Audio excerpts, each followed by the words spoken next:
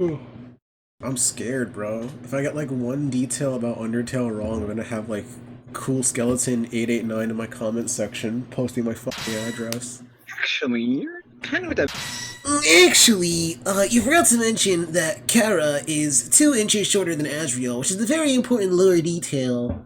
Because the number 2 signifies progression, since it's after the number 1.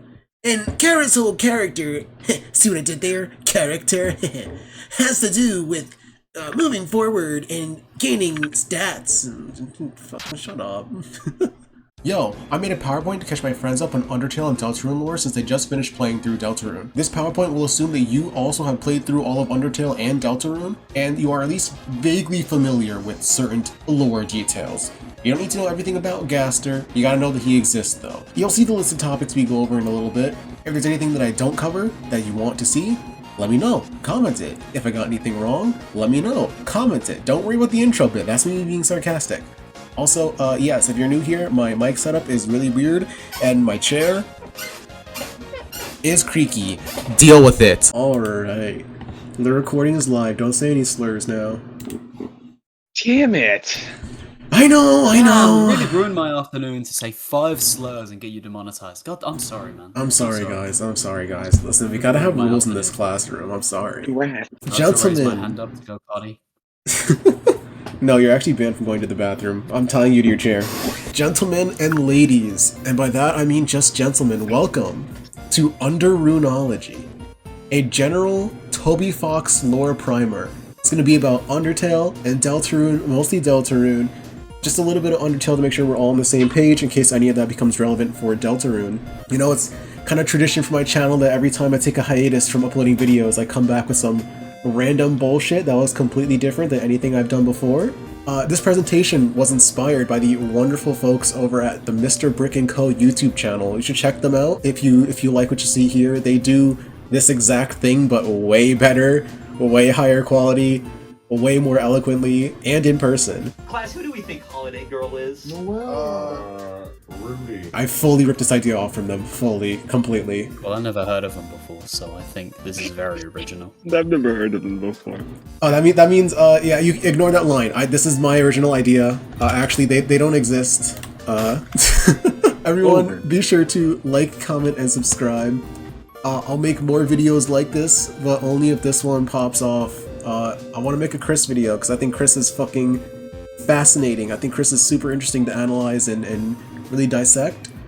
So if you want a Chris video, which Mr. Brick & Co. has not done, that'll be original.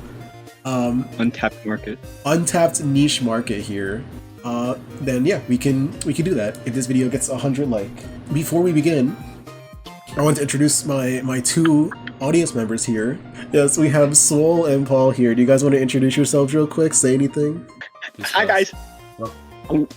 I like Ultra Kill too much, and yeah, that's it. I'm not interesting as a person. Let's just carry on. That's a lie. Don't short sell yourself. Yes, this is Paul. He likes Ultra Kill. He likes comics.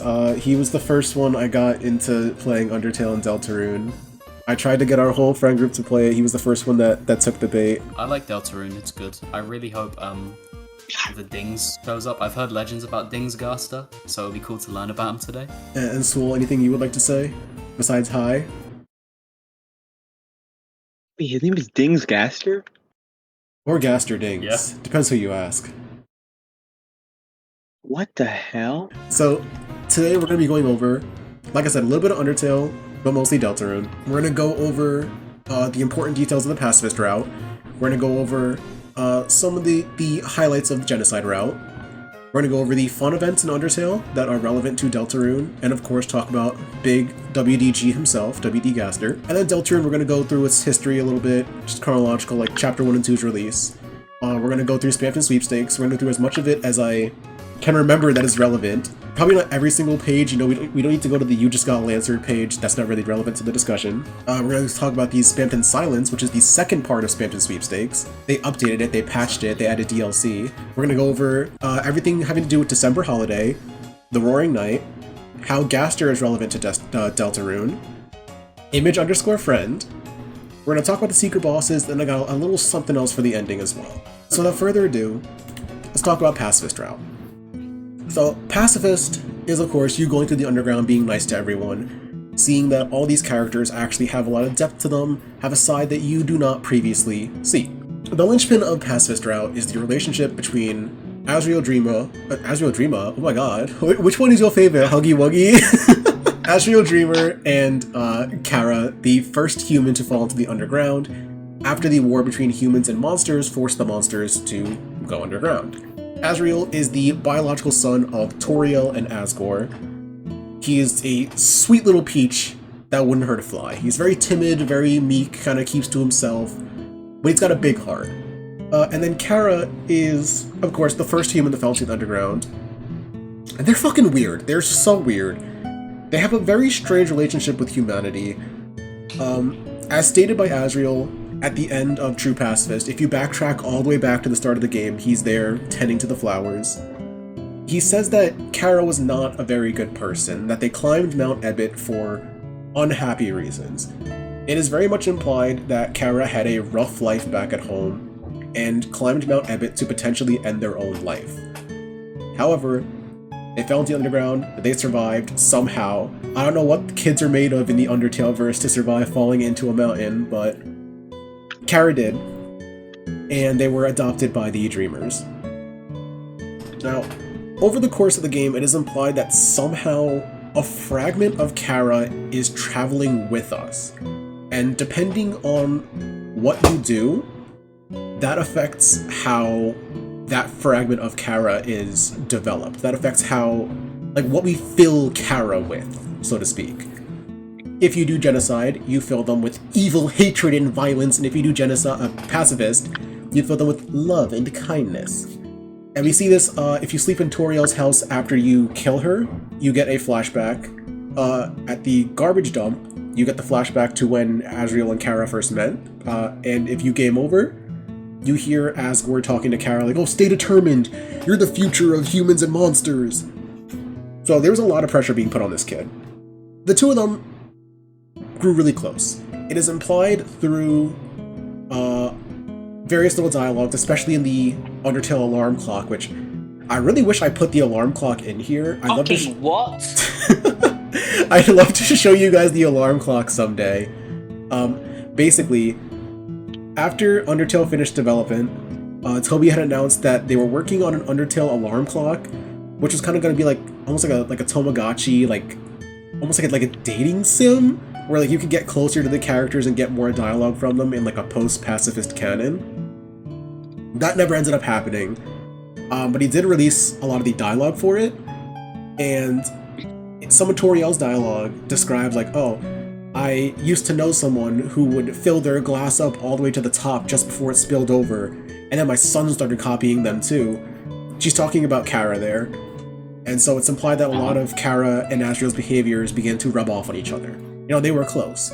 Some people incorrectly assume that Kara, like, bullied and manipulated the fuck out of Azriel. That's just not true. They were legitimately close. They were siblings. And they would often get into schemes and trouble behind the backs of their parents. Their biggest scheme was that Kara wanted them to travel to the surface and free the monsters. They wanted to try to break the barrier. At one point, Kara and Azriel tried to bake a pie for Asgore, but instead of using cups of butter, they used buttercup flowers, and that got Asgore really sick. So, when Azriel was a little shaky about this plan, because it involved him taking Kara's soul, Kara decides to put the pedal to the metal, poison himself with buttercup flowers, and essentially force Azriel to take their soul. Azriel absorbs their soul, they share a body, but I'm going to call it Azriel just because I think Azriel is mostly in control there. They go through the barrier, carrying Kara's body, and return to Kara's home village. Now, as you'd imagine, in the middle of a war between humans and monsters, if you're a human, and a child went missing in your village, and then you see a monster carry the body of that child into your village, you're not going to be too happy. The humans in the village lashed out, attacking the fusion of Azriel and Kara, and while Kara wanted to use their power to destroy everyone around them, Azriel didn't let it happen. He just left their corpse there in the village, took all the attacks, and managed to get back home. He didn't make it very far though, as he died over the bed of golden flowers, the same bed that you fall on at the beginning of the game as Frisk. Asriel, after that, due to events we'll talk about in a little bit, becomes Flowey. And his perception of the world gets a little fucked up after that. He's not human or monster, and he lacks a soul. So he's full of wrath and hatred, and he's emotionless and just kind of an asshole. Probably due to the fact that Frisk had determination, and Kara also likely had determination. Flowey, and by extension Asriel, sees Frisk as Kara.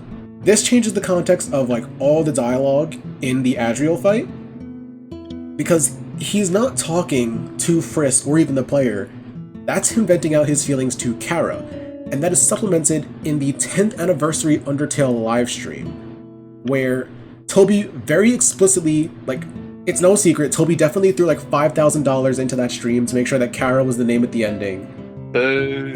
Boo. Toby Fox fucking hates Togor, in order to have Asriel kind of pour his heart out one last time to his best friend and sibling Kara, telling them that he doesn't want to keep growing up without them, that he is truly distraught without them. And again, I think that's important to put out there, just to know that they did genuinely love each other, and it wasn't just Kara like manipulating Asriel. Kara did it. Yeah, why did Kara make us be mean to that's the Asriel? meme. Yeah, that's the big meme, is that Kara makes us do everything. Another important detail to point out about Kara is that they are known to be very mischievous. They're a big prankster. That comes back with their whole scheme to go to the surface, but it is a trait that is shared with Chris in Deltarune. Which, if you want to hear me go into that one, again, 100 likes. 100 likes will make the Chris video. No way. You fucking e-whore, bro. Please, 100 likes. Please, please. 100 likes for Paul dies. That too. Well, fuck you.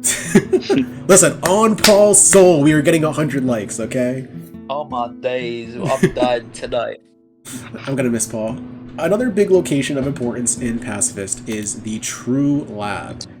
The True Lab was a place where Alphys was experimenting with determination. Now, what the fuck is determination? Because Undertale uses it very loosely and very specifically. Every human soul has a trait, and these traits seem to enable certain latent abilities. Determination is essentially like a god mode. It's what allows Frisk to save and load. It's what allows Frisk to come back from the dead, essentially. Alphys was tasked with experimenting with determination. Using this machine here, the Determination Extractor, she took determination out of the souls of the fallen humans and tried to figure out how it works. Monsters are weird, though. Their bodies are not physical, they're made of magic. It's like a Steven Universe thing where, like, oh, the gems are made of light even though their bodies are still physical. It's just like that. When monsters are injected with the determination, they begin to melt. Their bodies can't take it. This is what led to the creation of the Amalgamates. These were monsters that were fallen down, which is a state that monsters enter when they're on the borderline of life and death. Alphys injected these monsters with determination, hoping to bring them back. It all went horribly wrong. They melted, they fused together, they became these shambling corpses. It's bad. Importantly though, this was not a malicious experiment. This is another fandom misconception that Alphys like tortured the Amalgamates, that it was like a cruel experiment. No, there was no malicious intent there. Undyne is an exception. Monsters don't typically have determination. Undyne does.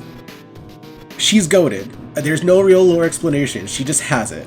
I was gonna ask that, because like, I was like, oh, you melted away like her fucking, when you get her to her last phase.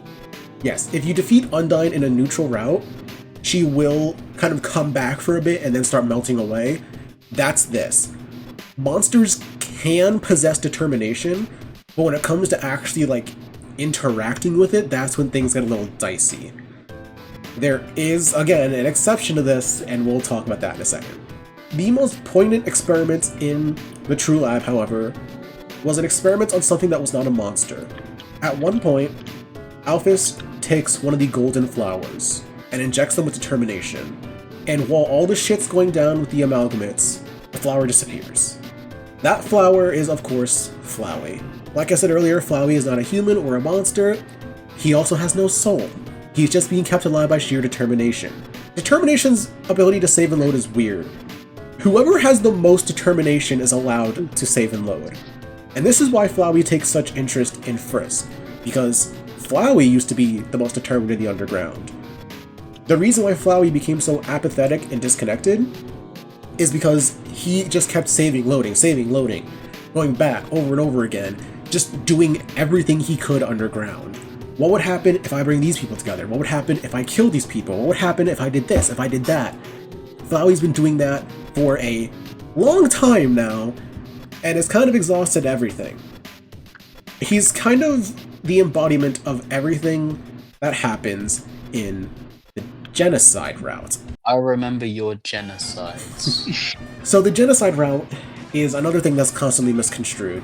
Over the course of the genocide route, you kill everyone, of course. That's why it's called the genocide route, because you commit genocides. Whereas in Pacifist Route, you fill Kara with love and kindness. In genocide, you're simply strengthening a worldview that they already had. Kara longs to be invincible. Kara longs to be on top Title of card. everything. What was that? Title card. Title card. Kara longs to have power and agency and control over everything that they can, which is likely a result of whatever they went through back at home. That fragment of Kara that's somehow traveling with us gets strengthened by our genocide. As our level increases, as our EXP increases, that becomes Kara. As you can see here on the right, they literally spell it out for you at the end of the game. Every time a number increases, that's me! That's Kara! Until you reach the absolute ending, where Kara speaks not even to Frisk, to you, the player. They ask if you want to erase this world and move on to the next one. If you erase the world, Kara is pleased because you do exactly what they wanted. You perpetuate their cycle. You become the most powerful thing in the game, in the story, and move on to do the same thing in another world. To continue having that power, that agency, that control. But if you don't, Kara gets a little angry. They question if you were ever in control to begin with. Because honestly, you weren't. All you did was give in to your urges, your completionist urges, your desire to just see what you could do. Genocide Route is boring. It sucks, and that's the point. It's supposed to be a tedious experience where you're just going through the motions, again and again becoming stronger and stronger, seeing the world less as an actual living, breathing world, and more of just a series of numbers. You're not going through this caring about the characters, you're going through it just to see the numbers go up, to see how strong you can become, to see what lies at the end. What new stuff can I find? What can I possibly do here? At the end, it is implied that Kara has fully overtaken your soul. Even if you start a new save file, things will be different. If you do the pacifist ending, and you stay with Toriel, the scene of Frisk in the bed at the end will end with Kara opening their eyes in the bed. If you leave, you get this creepypasta-ass picture here where everyone's crossed out except for Kara, because honestly, you can never wash it all away. You did what you did, and that's that. Toby Fox is not trying to say that completing games is wrong or bad, which is an interpretation that some people walk away from this with. Some It's like, fucking hates video games and hates you if you play them. No. It is a commentary on hitting the maximum. And in an RPG that hits a little different. Think about how many times you played an RPG to completion, where you've maxed out your level, you've gotten all the best gear, you have all the best items. Nothing really matters anymore. You get into an encounter with an enemy, I mean, it's a cakewalk, they can't do anything to you. But you also gain nothing from defeating them. If you do stumble across anything else, like an item drop, that's meaningless. It's... what am I gonna get out of that? What am I gonna get out of that, huh? There's no more new dialogue, there's no more new areas, there's nothing left to find. You've fully combed the world and taken everything from it. And now, nothing in it matters to you. Something else of note in this route is that, apparently by the end, Frisk doesn't even look human anymore. Asgore directly questions what kind of monster they are, because he doesn't know what the fuck he's looking at. There was this really cool fan art on Twitter, if I could find it later I'll send it to you guys, where someone was like, oh yeah, remember how Frisk changes appearance and they have like level 1 Frisk drawn as like an actual child and level 20 Frisk drawn like 1-to-1 with the sprite, all like puffy and swollen and weird. Of course, the climax of this route is the fight with John Sans Undertale. And yes, I got the monologue off of Genius. Someone put the Sans Genocide monologue on Genius, and I thought it was funny, so I took it off of that. Genius the website? Yes, Genius the lyrics website. So it's actually comedic to me how Undying the Undying has so little lore compared to Sans. Like, Undying the Undying is just meant to be like a hard boss fight, not much being said there. And then everything that Sans says has like 3 layers of nuance to it. Undying is just meant to show that yes, a monster can in fact tap into determination. And that's what she did. She tapped into her determination and she came back and she tried to kill you. Her song has Tohu trumpets and they sound really cool. But Sans... You know, it says me likey. Me likey that. Me very much likey that. Okay, But cool. Sans talks to you. A lot has been made about Sans over the years, and most of it is wrong. Sans does not remember your genocide. Sans does not know that he's in a video game. Sans does not know a lot of things. Sans is just really good at reading your expression. When he says, huh, you look like you died 3 times, that's literally him just guessing, and he's right. He knows a lot of things that we know just through a different context. He knows that timelines are stopping and starting, that things are saving and loading, but he doesn't know that it's because he's in a video game. However, he also seems to know things that we don't know. He talks like he's seen all this before. He skips regular show. He's like, yeah, I've seen this before. He knows our type. And what exactly does that mean? As of Deltarune Chapter 5, we could have an idea what that means, but I'll save that tidbit for the end. What does that mean? What does that mean? Let's pause and think about this for a second. Okay, enough thinking. So, what is Sans trying to accomplish here? And the answer is very simple. Nothing. He's just trying to piss you off. Because even if he wins, what'll he gain? If he loses, he dies. If he wins, well, everyone's dead. He's just trying to make you bored. He says so himself right here. You'll get bored here. You haven't gotten bored already, I mean, and then you'll finally quit. I know your type. You're, very determined, aren't you? You'll never give up, even if there's absolutely no benefit to persevering whatsoever. If I can make that clear, no matter what, you'll just keep going. Not out of any desire for good or evil, but just because you think you can. And because you can, you have to. It's another instance of touching on that completionist urge. Yes, it's themes and such. We're hitting that completionist urge again, where no one forced you to do Genocide Route, no one forced you to do all this, you just knew you could, so you felt like you had to, and you did. It's not, again, meant to say you're a bad person because you killed all these fictional characters and you completed a video game. No, it's just asking, what are you getting out of this? What is there to be enjoyed here? You've done all this tedious shit, and now you're left with a difficult boss fight. That feels unfair at times. And yet you keep going? Why? What is there to get out of this? You said at times. That shit is hard all the time. Maybe you're just fucking bad at video games, swole. And maybe you just suck ass. Maybe you just suck ass. Quote from a guy who has not beaten Sans. Maybe you just suck ass. Yeah. Yes, Actually, no, I beat Sans. I beat it on the Sans boss fight website when I was that like, doesn't 13. count. That's 60 FPS. That makes it easier. I don't give a fuck. Yeah, bad time simulator, bro. Yeah, this is where I pull back the curtain and reveal that the professor here is actually an Undertale LARPer who never finished the Genocide Route. Sorry, guys. My bad. What does that mean? The Sans knows our type. Well, Deltarune Chapter 5 just came out. And in that You chapter... said like not even 5 minutes ago that we'd save it for later. 1 hour later. Okay, Yeah, fuck you. Yeah, the point. Deltarune Chapter 5 just came out. And in that chapter, you go to the wonderful festival, and you meet Sans there running the ice cream shop. And he asks you to draw a picture. He asks Susie, rather, to draw a picture of her and her friends so that he can remember you. In Undertale, you can find this picture. In the normal route of Deltarune, Susie can draw 3 people, she could draw a number that's not 3 people. In Weird Route, she always draws 3 people. The picture in Undertale has 3 people on it. Is the implication that Weird Route is canon and that Sans came from Weird Route? We'll go more into that in a little bit. A couple more slides before we get back to there. But just the way that he talks, I really think that Weird Route might be canon. Him knowing our type, knowing that people, just having experienced this, someone who would push a world to its limits just to see what they can accomplish, what they can do. Like, he knows that type of person won't ever quit. No matter what happens, they'll just keep going, keep making things worse and worse and worse just to see what would happen. Like he says, you're the type of person that won't ever be happy. What does that mean? What does he know? What that mean? We don't know for sure yet. But my money is on Weird Route being maybe not canon, but I don't know. It's weird. Route. You had me hyped. I thought you knew what our type was. Apparently. That's the thing. I think the implication is that either something bad happens on normal route of Deltarune, or weird route is canon. Or at the maybe like both of them are canon. I don't know. We'll have to see how Deltarune ends to really know what this statement means. Again, we'll get back to the whole idea of Sans being from Deltarune in a few slides, but if he is, then everything he said here that's already loaded becomes even more loaded.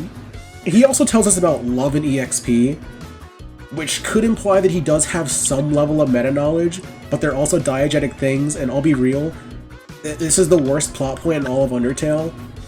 Fucking, oh yeah, your LV, that stands for love, which is your level of violence, and your EXP, that's your execution points. What the fuck are you talking about? What kind of corny-ass shit is this, bro? Bro, it was made a while ago. I know, but it reads corny. Even back then, people were saying it was corny. But there is a bit more to it than just the name. As your love increases, as your EXP goes up, you increase your capacity to hurt people. You start feeling less, and in turn, that is what makes it easier to hurt people. It is a cycle where you distance yourself more and more from everything, and it becomes easier and easier to hurt people, and it becomes harder and harder to feel anything, which makes it easier and easier to keep committing acts of violence. Now, in universe, this is of course represented by your attack going up and your HP going up, but it is, again, it's a metaphorical thing for how you as the player become more and more detached from the world, from these characters, as you just watch the numbers go up and up and up. And again, this is exactly what Kara wanted. Kara wanted to feel in control, to hit the maximum, the absolute, to have this power, this control, and this agency. And at this point, who even knows who's receiving this? Who's receiving the love and the EXP?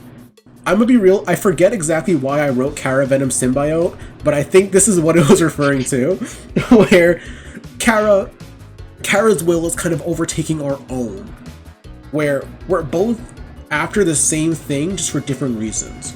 We both want the numbers to go up, we both want to see how far we can push things, but whereas for us it's just to complete the game, for Kara it's to become stronger and more detached. Which again, directly goes against what is stated in the Pacifist Route, where it's okay to not be the most powerful thing ever, it's okay to be able to be hurt, so long as you have people around you. Sans also raises the question of if even the worst person can change or not. And that's why he's doing all this. He still thinks that you can go back and change. Because you can. You can still go back and you can fix everything. You can reset. You can make everyone happy again. And that's his end goal. To bore you until you realize that all this is for nothing and you go back and you make the right choice. It's kind of ironic that the conclusion to a commentary on ravenously completing a game and hitting the maximum is in fact something new. You are rewarded, but it's just a boss fight that sucks ass. And that's awesome. Now, enough about the genocides. Let's go to something else. But before I go on, do we have any questions? Or has everything been kind of clear so far? I know I'm a little rambling. No, yeah, it'll make sense. Yeah, it makes sense. Yeah, we're good. So let's talk about another one of the most infamous aspects of Undertale, the fun events. A value. It's time to talk about the man himself. At the start of every Undertale playthrough, a value is rolled in the background known as your fun value. It's from 0 to 99, and based on what number it lands on, certain random events will happen. The most important events are the ones listed here: the wrong number song, the goners, and the sound test. The wrong number song happens really early on. It's in Snowdin. You walk up to this river here and you get a phone call. Someone answers the phone and says, "Hello, can I speak to Wait a minute, this is the wrong number!" And they sing a fun little song. In the 10th anniversary livestream, this happens again and they make it like a techno dubstep remix of the song. It's weird, but it kinda slaps.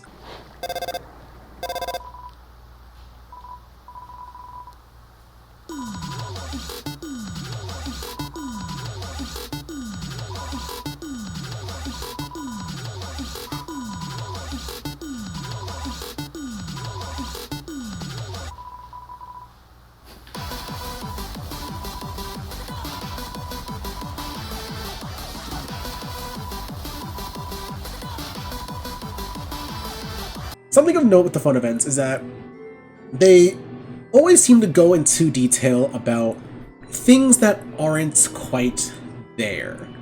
Things that don't quite make sense. It's like they're pulling back the curtain just a little bit to give you a glimpse of something before shutting it back in your face.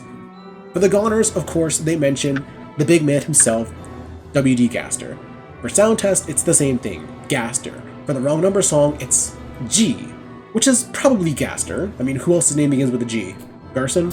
He doesn't have a phone, he's old. Stands. A blink and you'll miss a detail. In Deltarune, in Chapter 4, when Birdie calls Noelle and Susie throws her phone behind the couch, if you make Chris interact with the phone, you can choose to sing the wrong number song. And Birdie, recognizes it. He doesn't question it. It's just like a thing. So, who is this mysterious caller? There's one other character associated with the phone in the entire series, honestly. That's Spamton. Now, we'll talk more about Spamton later, but the whole gist with Spamton is that he was normal until he got a weird phone call that made him go insane. Was Gaster booty calling Spamton? Gaster booty calling Spamton. Who knows?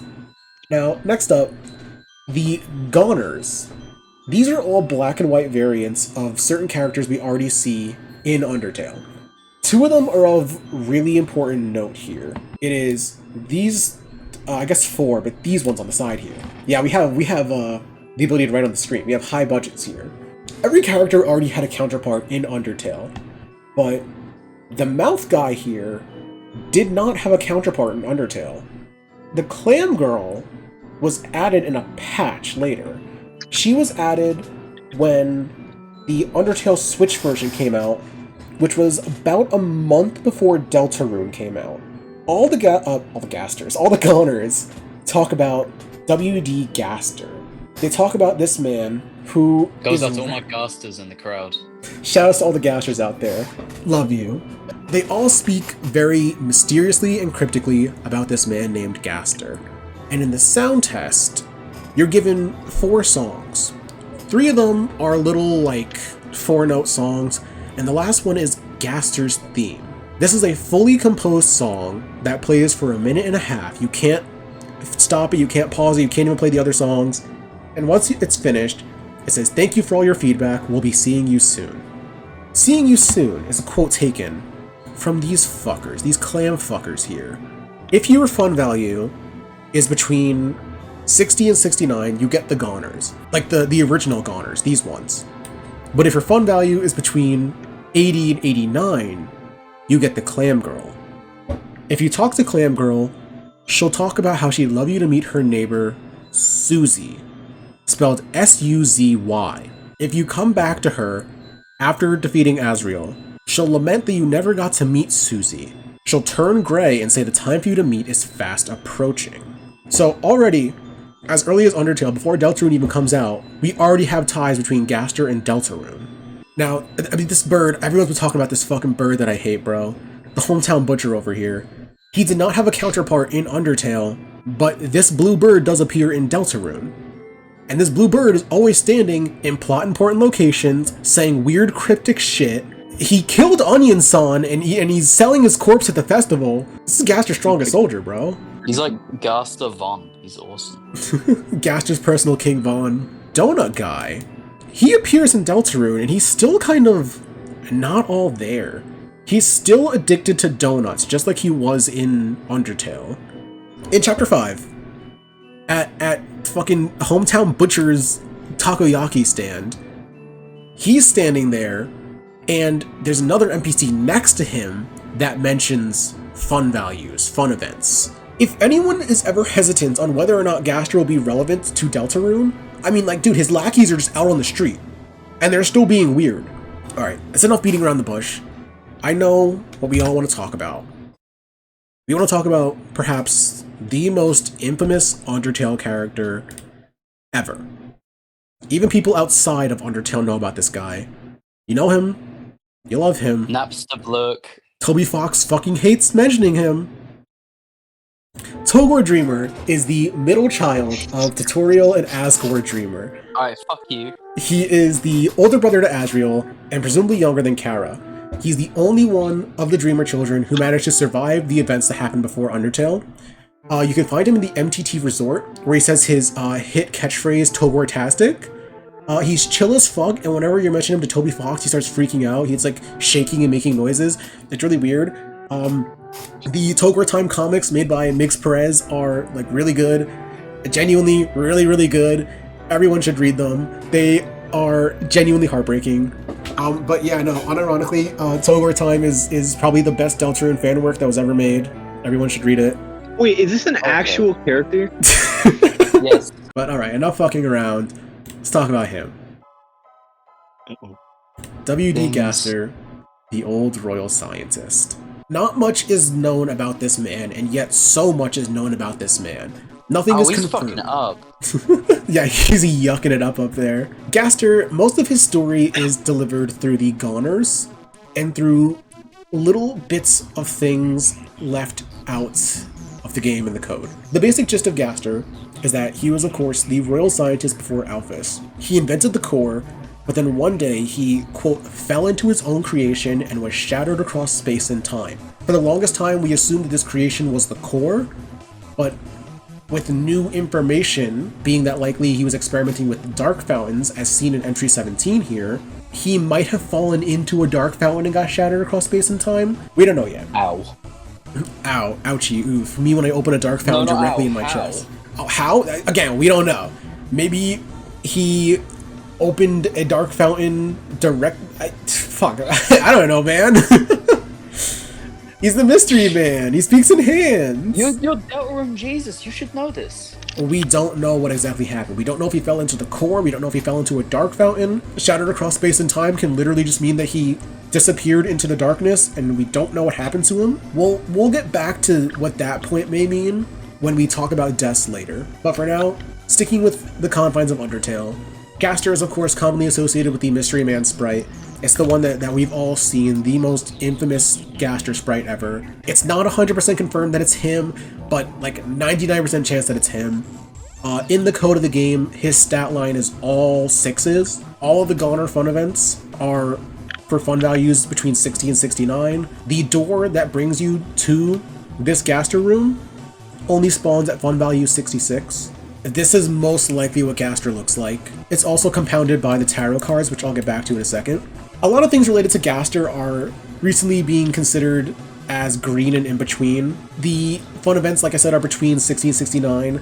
The gray door to the Gaster room appears between two pre-existing rooms. There are a lot of green things associated with Gaster, like the green bone picture between their two doors here. The Deltarune Chapter 1 file select screen, that's green. The Deltarune battle box is green. How did the idea of Gaster being colored come to be? Well, during that 10th anniversary live stream, one of the names that was also in the lead was Gaster. Toby Fox got around this by saying that any name that caused special effects would be removed from the vote. Gaster is one of those names that caused the special effects. It would just crash the game. So they couldn't do it. But that was also sneakily just to not mention Gaster. Everything about Gaster was avoided in that stream. Toby Fox has never mentioned Gaster himself publicly. However, in that 10th anniversary live stream, the extra hallway spawned. The extra hallway spawned in where the gray Gaster door usually is, but the door was not gray. It was orange, just like the doors in Sans and Papyrus's house.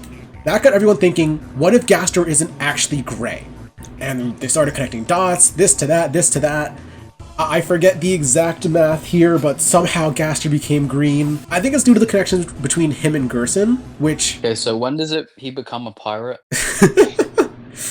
Okay, I'll briefly describe Pirate Gaster. I wanted to put Pirate Gaster in here. I couldn't figure out a way to make it flow naturally, but fuck it. Let's grind everything to a halt to talk about it. With the normal NPC, the blue bird from earlier, becoming like a topic of discussion, people have been thinking, well, what if the weird things that he's saying, he's actually just repeating? So what if him going, wait, don't, is him repeating Onion-san's last words before he killed Onion-san? And then people said, wait a minute, if he's a parrot and he's connected to Gaster, does that mean Gaster's a pirate? Wait a minute. Gaster wants you to make a vessel! A vessel's a name for a boat! Oh my god, there's so much water imagery in Deltarune? Guys, Gaster's a pirate. So, why did people look at the bone picture? Oh, that's right. This is what people thought made Gaster green.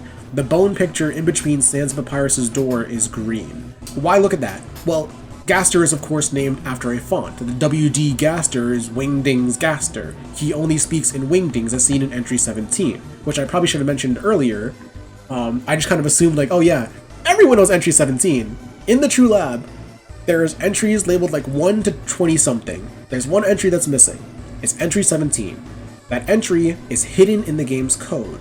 It is written entirely in Wingdings, and it says, darker yet darker. The darkness keeps growing, the shadows cutting deeper, photon readings negative. This next experiment seems very, very interesting. What do you two think? Entry 17, that's Gaster. That was like our big kind of like signal flare that this guy is important. A lot of Undertale's unused rooms are locked behind something called the dog check. The dog check is Toby's way of preventing people from accidentally accessing unused or invalid rooms in the game. If you access a room whose ID is not legitimate, it's not supposed to be accessed, you get blocked by a gif of the annoying dog sleeping. A lot of the unused rooms in Undertale are locked behind dog check. You can't access them without bypassing it. Things that are not locked behind dog check, well, I don't know all of them off the top of my head, but entry 17 is one of them. I think dog check is Toby's way of saying, yes, I'm hiding stuff in the files, but not all of it is relevant. If it's locked behind dog check, it's definitely not relevant.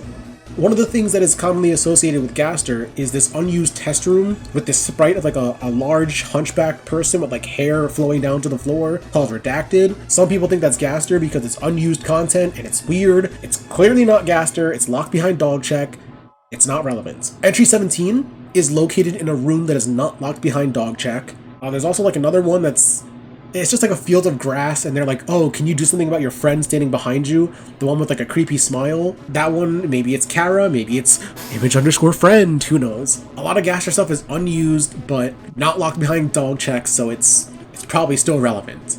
Gaster is also sometimes teased in merch. A couple times he's appeared in merch, but then he's been quickly replaced or edited out. And I think the most important example of this is the Undertale Tarot card collection, where Gaster was originally on the Hermit card before being replaced with Gerson.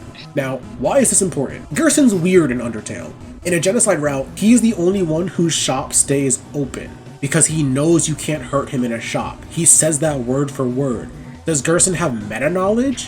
Why does he know this? Additionally... No, actually, he just... Gerson knew you couldn't take him. He's like, I'll solo you, kid! I'll low diff you! Additionally, in Gerson's shop, that is the first... Well, I don't think it's the first time, but it's the most notable instance of seeing the Deltarune itself, the actual symbol in Undertale. Now, that symbol appears from time to time throughout the game, but this is the only time that it's plastered right in your face and directly mentioned. Gerson explains that it is an ancient religious symbol, that it's very important. Gaster was replaced by a character with meta-knowledge who talks about the Deltarune. Let's take a look at the Deltarune website. All the way back in 2015, when no one knew what a Deltarune was, back when Undertale had just come out, the Deltarune website was active. And what did it display? A black screen. But if you brighten it up, you'll see these messages in Wingdings in the bottom right. First it was this one, and later it changed to this one. This first one says, 3 heroes appear to banish the angels' heaven, which is a very important phrase in Deltarune. It's part of the legend, part of the prophecy. And afterwards it was changed to this one, which says, this next experiment seems very, very interesting. Where have we heard that one before? There's also a few unused poems in the code of Undertale. This one is commonly believed to be a descriptor of why Gaster looks like that. Is that a cut on your face or part of your eye? The gash weaves down as if you cry. It's like that one little slit under his eye here. That's the fun thing about Gaster, is that a lot of stuff about him exists, but so much of it is still shrouded in mystery. Nothing is confirmed, but we know it's all important. Otherwise it wouldn't be there. It wouldn't be as prominent as it is, and there wouldn't be so much of it. Definitely a topic to keep in mind, definitely going to be important. How exactly? We could theorize on that a little bit later. Undertale had come out, people saw everything there was to see in it, people had already got their theories out, and then nothing. we were just kind of sitting here wondering, well, okay, what is all this going to amount to? I mean, clearly there's more to explore here with Sans and Gaster. I want more of them. Like, what? There has to be something more. Nintendo Switch, baby. Nintendo Switch port. Let's talk about the next important character, Mad Mew Mew. Actually, before I go on, any questions, or are we good so far? Oh, what is that? You were talking about the people from the like black and white people. The Goners? Yeah, why did you circle the bottom kid? Oh, Ficus Liquor? Because he doesn't appear in Deltarune, or at least not in like a meaningful capacity. I think he might be somewhere, but No, he's in the diner in chapter 2 or right. 3.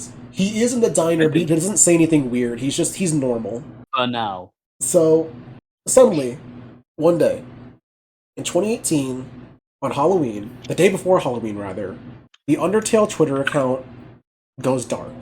The profile picture goes black, the name becomes black squares, and it starts tweeting out some cryptic shit. We are being spoken to directly by a certain character who speaks in all caps, in broken up lines, and seems to have some level of meta-knowledge. He knows we've been looking for him, and he's been looking for us as well. And one day later, looking forward to creating a new future with us, and sends us the link to Deltarune.com. From there, you download a program in all caps called survey_program. It is listed as version 0.666. It tells you will accept everything that will happen from now on. It triggers your PC's virus protection, which Toby Fox then had to publicly advise people to disable their virus protection. Hey, I'm Toby Fox. Let me give you my cool fucking virus video game. I mean, everyone jokes about it from time to time, but it is endlessly entertaining how people trust Toby Fox so much that they were willing to potentially download malicious malware just because he said so. What if he was lying? I think about that from time to time. What if he got hacked? What if he just actually got all of our IP addresses? But it'd be pretty. He's funny gonna to send be fair. wingdings to our door to kill us. I go to work one day and there's just a small gray man licking a ficus at my door.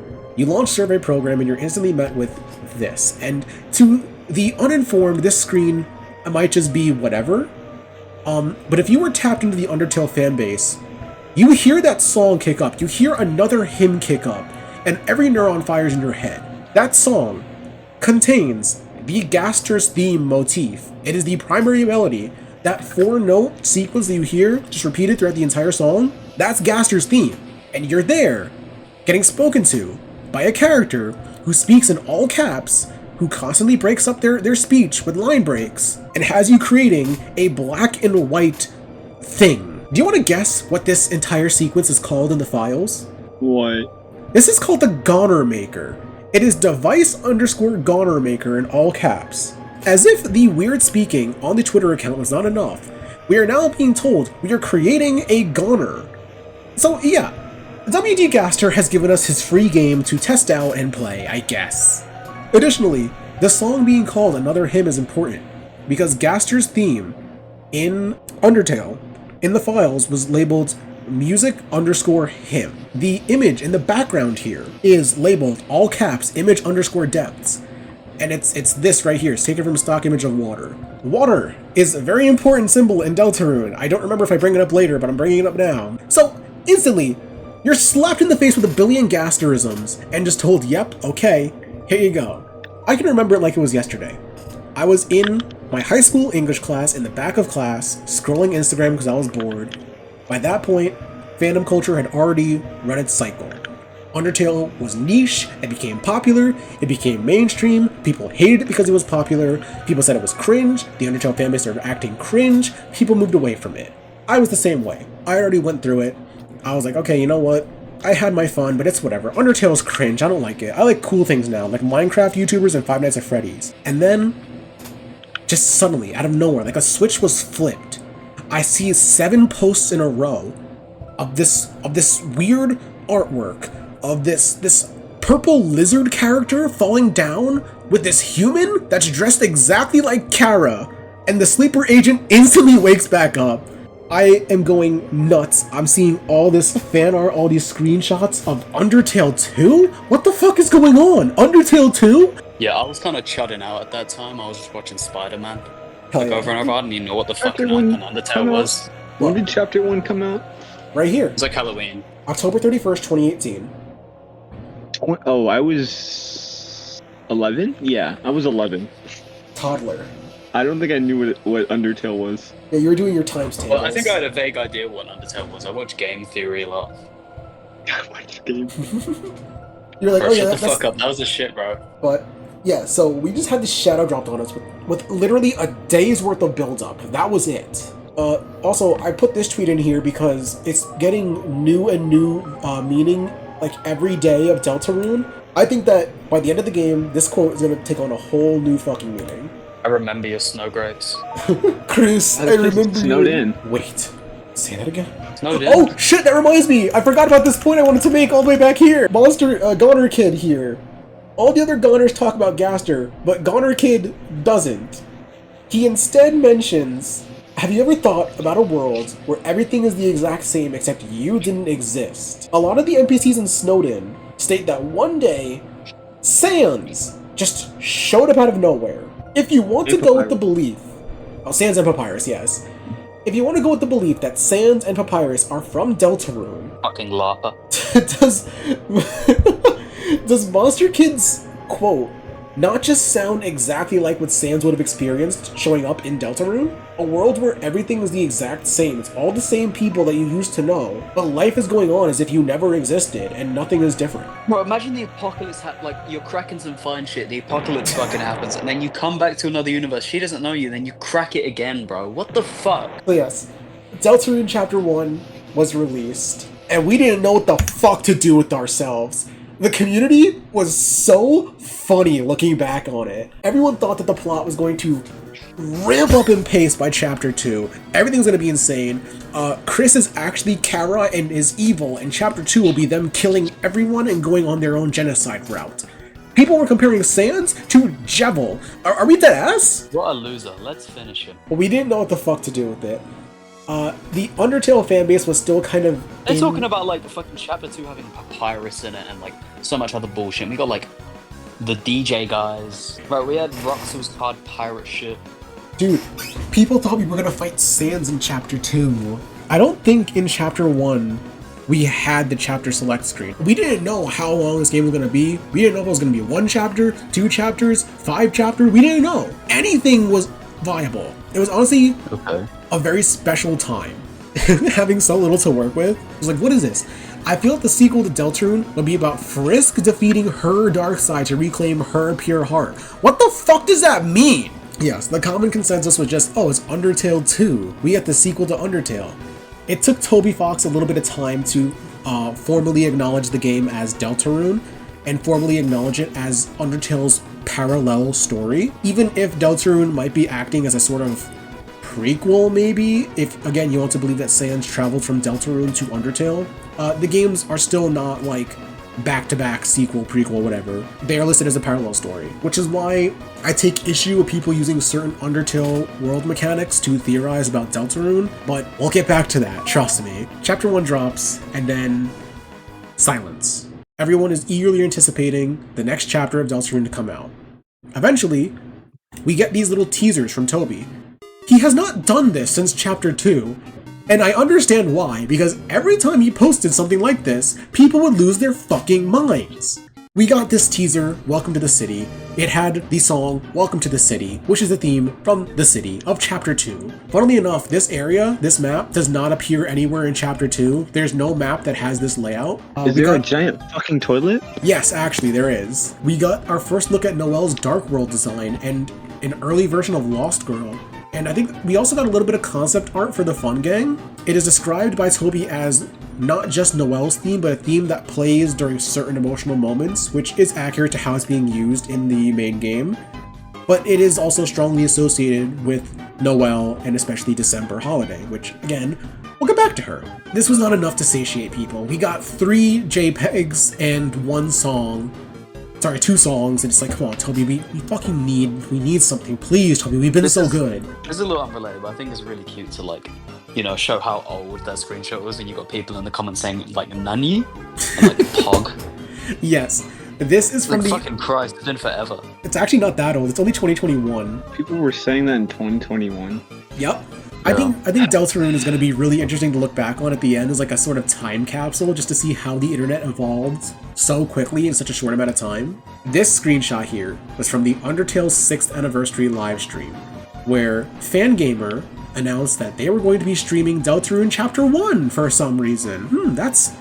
No one really thought anything about it at the time, but looking back, it's like, well, yeah, we should have been a little more, wary of that. So they streamed Deltarune Chapter 1, and it's a modified version of the game, where a few things are changed. Nothing major. All of Birdie's dialogue was changed. There's a couple of Chapter 2 teasers in there. Newbird appears, and Toby Fox is also commentating over it. I don't remember much of it, because this was 5 years I know there was ago. one like this for the Undertale 10th. Yes. We'll probably get into later. But No, actually, I don't have the 10th like this anniversary. Oh, okay. Do you presume we'll do something like this for Deltarune's like 10th or?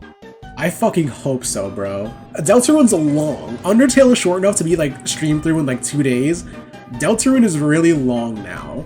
I don't know. I'd like to see a developer commentary type stream for Deltarune, but I just don't think it'll be practical with how long it is. But yes, they stream through the modified version of Chapter 1, and it ends. All the Fangamer guys sign off as Chris rips out their soul, throws it in the cage, smiles at the camera, stream cuts to black, and then this pops in. Continue to Chapter 2. The stream layout comes back onto the screen.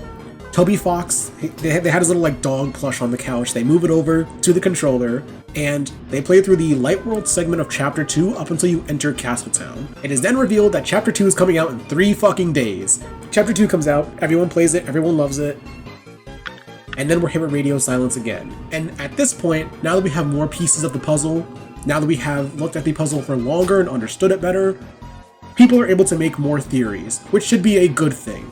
This was a bad thing. We enter the Deltarot Era.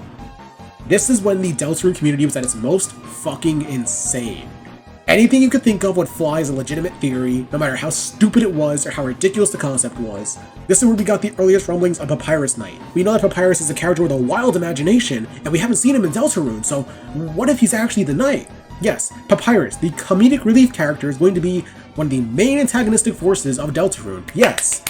The funniest piece of evidence for Papyrus Knight back then was that Queen had said that the Knight used its long hand to plunge a blade into the earth, and Chris does not have long hands, but Papyrus does. So Papyrus is the Knight. We got piss and shit theory, which upsettingly actually holds up. Piss and shit theory says that Sans and Papyrus are the only... Piss and shit theory says that Sans and Papyrus are the only Undertale characters to mention toilets. Monsters in Undertale don't use toilets, since they don't eat like actual food. The food is made of magic, and their bodies are made of magic, so they don't piss or shit. But Sans and Papyrus mention toilets regardless. Deltarune has toilets. Sans and Papyrus are from Deltarune. We have piles of Asriel's dust, which is a theory that states that Asriel is not actually at college, but that Chris killed Asriel and put their dust in the school closet, and those weird piles of dust in the Chapter 1 cliffs area are that's it. That's Asriel's dust, and that's why Ralsei looks like that, because Ralsei is a pile of Asriel's dust. This is where we got. I thought that was cocaine. No, that's Asriel's dust. So when does Rousey get the Mercedes-Benz? Chapter 7.5. This is where we got Friend Inside Me, which, I mean, I'm just gonna reread the message I sent to Tom a while back. Okay, so Friend Inside Me was an old Deltarune theory stating that the secret boss of Deltarune Chapter 3 would be a cowboy based on Woody Toy Story. The theory spawned from the fact that in Chapter 2 you see a mysterious smiling face out of bounds called image_friend in the files. Anything capitalized with a vague title _ naming scheme is typically something related to W.D. Gaster, the old royal scientist from Undertale, who fell into his own creation and was shattered across time and space. Many other things related to W.D. Gaster, black and white, were extremely hidden in Undertale. And a while before this, Toby Fox kept posting these vague black and white edits of Woody from Toy Story on Tumblr to the song You Got a Friend in Me from the Toy Story. From the Toy Story! And these were slowed down and sentence mixed to have Woody say friend inside me. Now, Gaster is typically kept hidden, however in Deltarune, Gaster's relevance is much more apparent evident as soon as you open the game, so people instantly started making connections. Additionally, since you find friends in an area related to a secret boss, people were theorizing it will be the next secret boss, and people were additionally running with the idea that secret bosses were meant to be discarded and forgotten things, much like how the in-universe Woody's Roundup line of toys in Toy Story 2 was old and forgotten by many.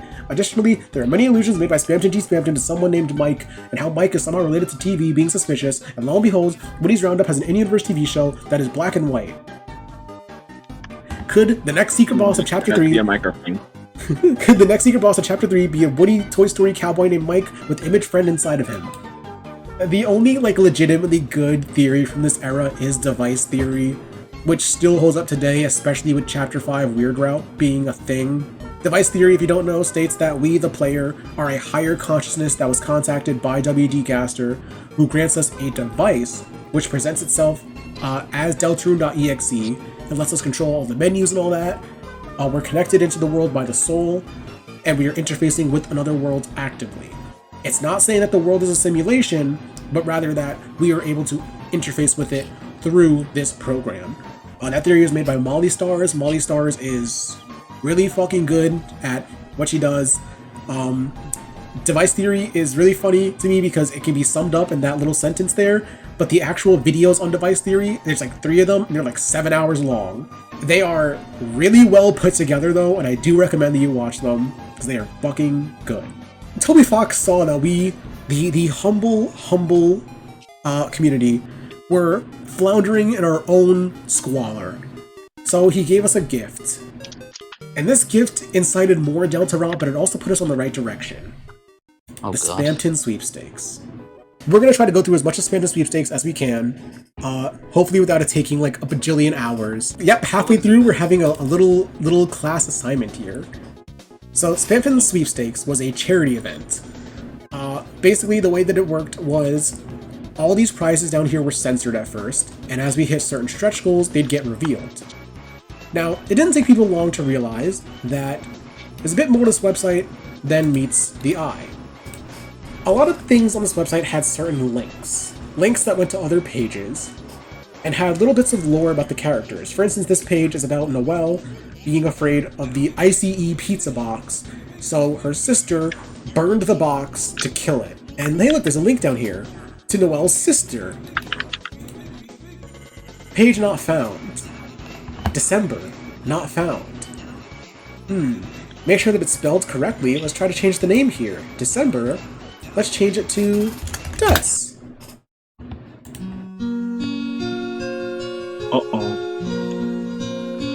Something's happening. So yeah, Spamton Sweepstakes was quickly discovered to be a massive ARG tied to a charity event. Everything in Spamton Sweepstakes is either Chapter 3 or 4 teaser, extra lore, or points us in the right direction towards what to theorize on. For instance, this here is of course Des's guitar from Chapter 4. It's stated to be red even though it's very clearly orange because Toby Fox is colorblind and stupid and I hate him.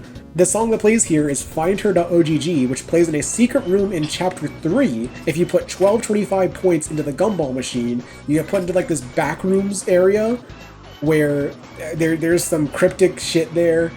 You find like a black piece of lacquer that falls through your hand, and then you can't find your hand, and then you're put back into Chapter 3. I saw that because I was putting in random shit. Did you actually stumble upon that accidentally? I was putting in like numbers I thought of. That's awesome, you found that accidentally. Back when that first got discovered, I thought it was fake. But yeah, there's a couple of things here in the banner. There's the prizes page. Oh, we lost. Rosé! Oh, we lost. Oh, we lost. Oh, we lost. Oh, the correct answer is this one. It's this chair. You remember this chair, right? Cuck chair. But what if it could get darker than dark? Let's keep clicking on it. Uh-oh. Did you see it? Why is he there? Weird. Let's go to the hub here. Welcome to Holiday Girl 1225's Game Secrets, Glitches, and Theories blog.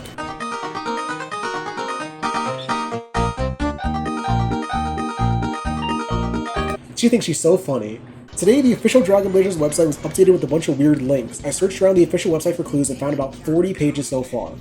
Originally, this was 26. It got updated about a year, 2 years later, when the Spamton Silence got revealed. The way that this sweepstakes ended was this gift down here, Spamton's Fate. Aren't you just sick you of could get a fucking Birdly statue? It was like a big donation thing. It was like a whole big auction. The Mona Spamton?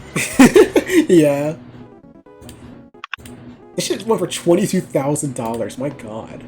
But Spamton's Fate, Basically, people voted whether to free Spamton or silence him forever. Of course, Freedom won. Do they have... Yeah, if Silence won, the website would have turned into this, where Spamton is dead, and everything is gone, just like in his shop after you use the loaded disc. Freedom won, we got the ending of it, then like a year or two later... Toby was so pissed we didn't kill him. Toby Fox was like, oh wait a minute, I never showed you guys the alternate ending of Spamton Sweepstakes. Here, I'll post the video. You should also poke around the website, just for old time's sake, you know? And by poking around, we discovered that a lot more pages got added to the website. If you guys want to take the reins here, I could just click on whatever you want, you know, if you want me to go back, keep going forward, like... Alright, see the comments, let's see what we got. Smart Genius here. Another epic post holiday goal 1225. Can I be mod? This blog definitely needs more posts, and possibly better ones. What was the point calling my phone needs to stop? Maybe you shouldn't put your phone number in your username? An excellent idea, my fellow mod. I made an account just for being full admin to be more secure. It will be better than mod anyway. Please give me privileges. By the way, Poinkers, once I become admin, you'll be hit with not the ban hammer, but the ban bird, a halberd for banning people. Saving your last moments now. How are they still calling me? Sorry, He's so fucking awesome. Sorry for the lack of posting. Gaster. I accidentally deleted Minecraft, and it took all day to figure out how to get it to work again. Fortunately, the point caller helped me get it back, and now we're playing together. If someone else wants to play, I'm putting the details of a server below. I think this is meant to be Chris. We know Chris is a prankster, but Chris still has a good heart, and if they go too far, they're willing to roll back things. Then, sports. Does Dragon Blazers have sports? I never played it. OMG Sports! Hi! You should play it. Can there be a soccer ball in the game? No? Thanks, I learned a lot. I do not think I'll use this website anymore. That's Jorkington. Did someone call, like, what happens if you call the birthday number in real life? Does it lead to anything or no? I don't know, and I'm not calling it to find out. Hey, look at that, there's a link right here in the period. Deltarune.com/chapter1. Not applicable. Remember that. Now let's go to clues. If you have no pets, it's known that there's a rare chance for an egg to appear giving you a random pet. It's the only way to get some of the secret cats in the game. It's another link, which are still super rare on top of that. So there's a lot of waiting for eggs, hatching them, throwing away tons of cats trying to get the perfect character. This caused other problems, but I'll explain that another time.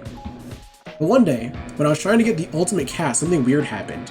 A white egg showed up on my screen, but there was a message with it. Special. I was really excited. I'd never gotten a special egg before. In fact, I'd never even heard of it at all. I sat there for an hour waiting to see what it would turn out to be. Maybe I would be the first one to discover a brand new cat? But what was weird is, the egg never hatched. I started to worry that it was some kind of glitch, so I decided to try and get rid of it before it hurt my computer. And that's where things got really strange. No matter what I did, I couldn't move or throw away the egg. I tried clicking it over and over, and in the end, all that happened is it made some weird sort of sound. This freaked me out so much I deleted the game and reinstalled it, but the egg was still there. Now that I'm older, I think what happened is I had so many mods installed that the egg didn't know what to hatch into, but at the time I thought my computer was haunted or something, or the egg was going to kill me. After a few hours of freaking out, I eventually faced my fears and loaded up the game again. The egg does kills you. Egg inside me. Egg inside me. The egg was there, but it didn't seem to be doing anything, so I started raising it like it was a normal pet, brushing it and playing with it and stuff. By the end of the day, I actually started thinking it was a cool pet. Maybe I could try to figure out how to upload it online as a mod. I wasn't able to do that though. The next day when I opened the game, the egg was gone, with a message that said it left home due to happiness. Usually the message is, pet left home due to sadness. It only happens when you neglected your pet. It's not supposed to happen because you were nice.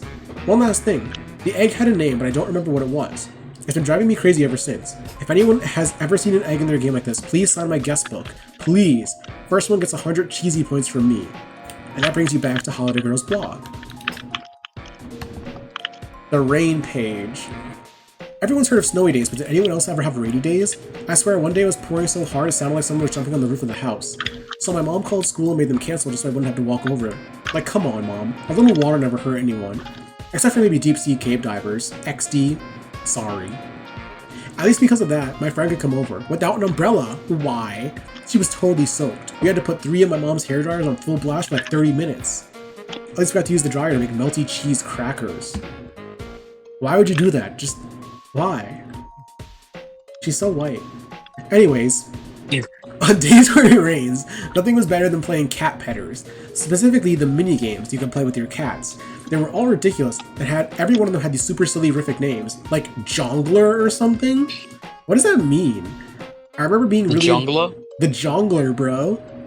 I remember being really into one of the games when I was little, but I can't remember the name because it was complete nonsense. Sorry, but it was the one that had like an endless cave, if that makes sense.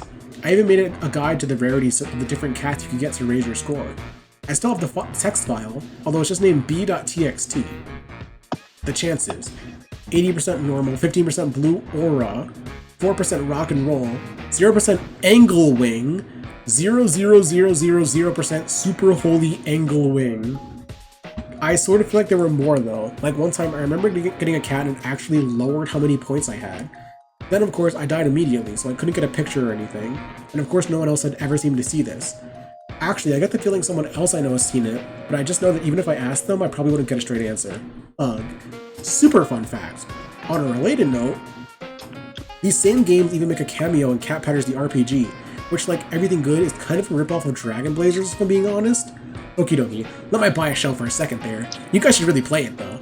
As usual, if anyone thinks they can find any proof, try it yourself and let me know. P.S. About my friend, she came over because I said I was going to play Cat Petters, but she thought that meant I was going to pet her. What kind of game would that even be? I just made a cat named after her in the game and made it play metal music on the music box. I'll try not to corrupt that one. I still had to pet her for a while, she wouldn't go home. So try it yourself.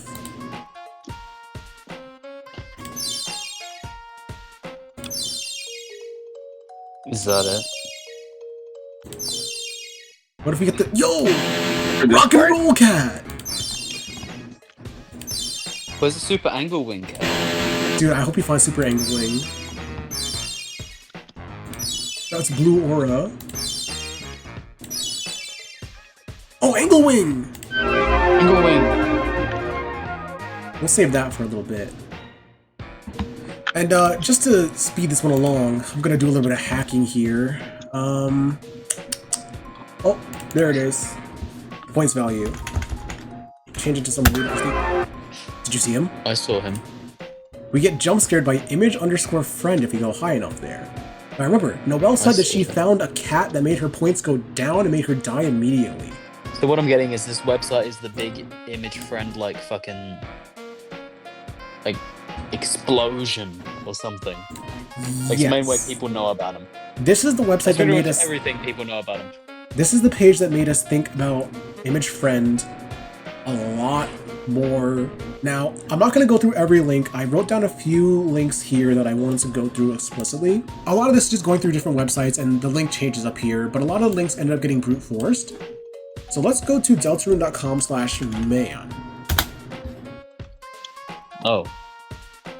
Well, it's behind the tree. Let me go behind the tree. Fucking stupid game. Can't even see the man behind the tree.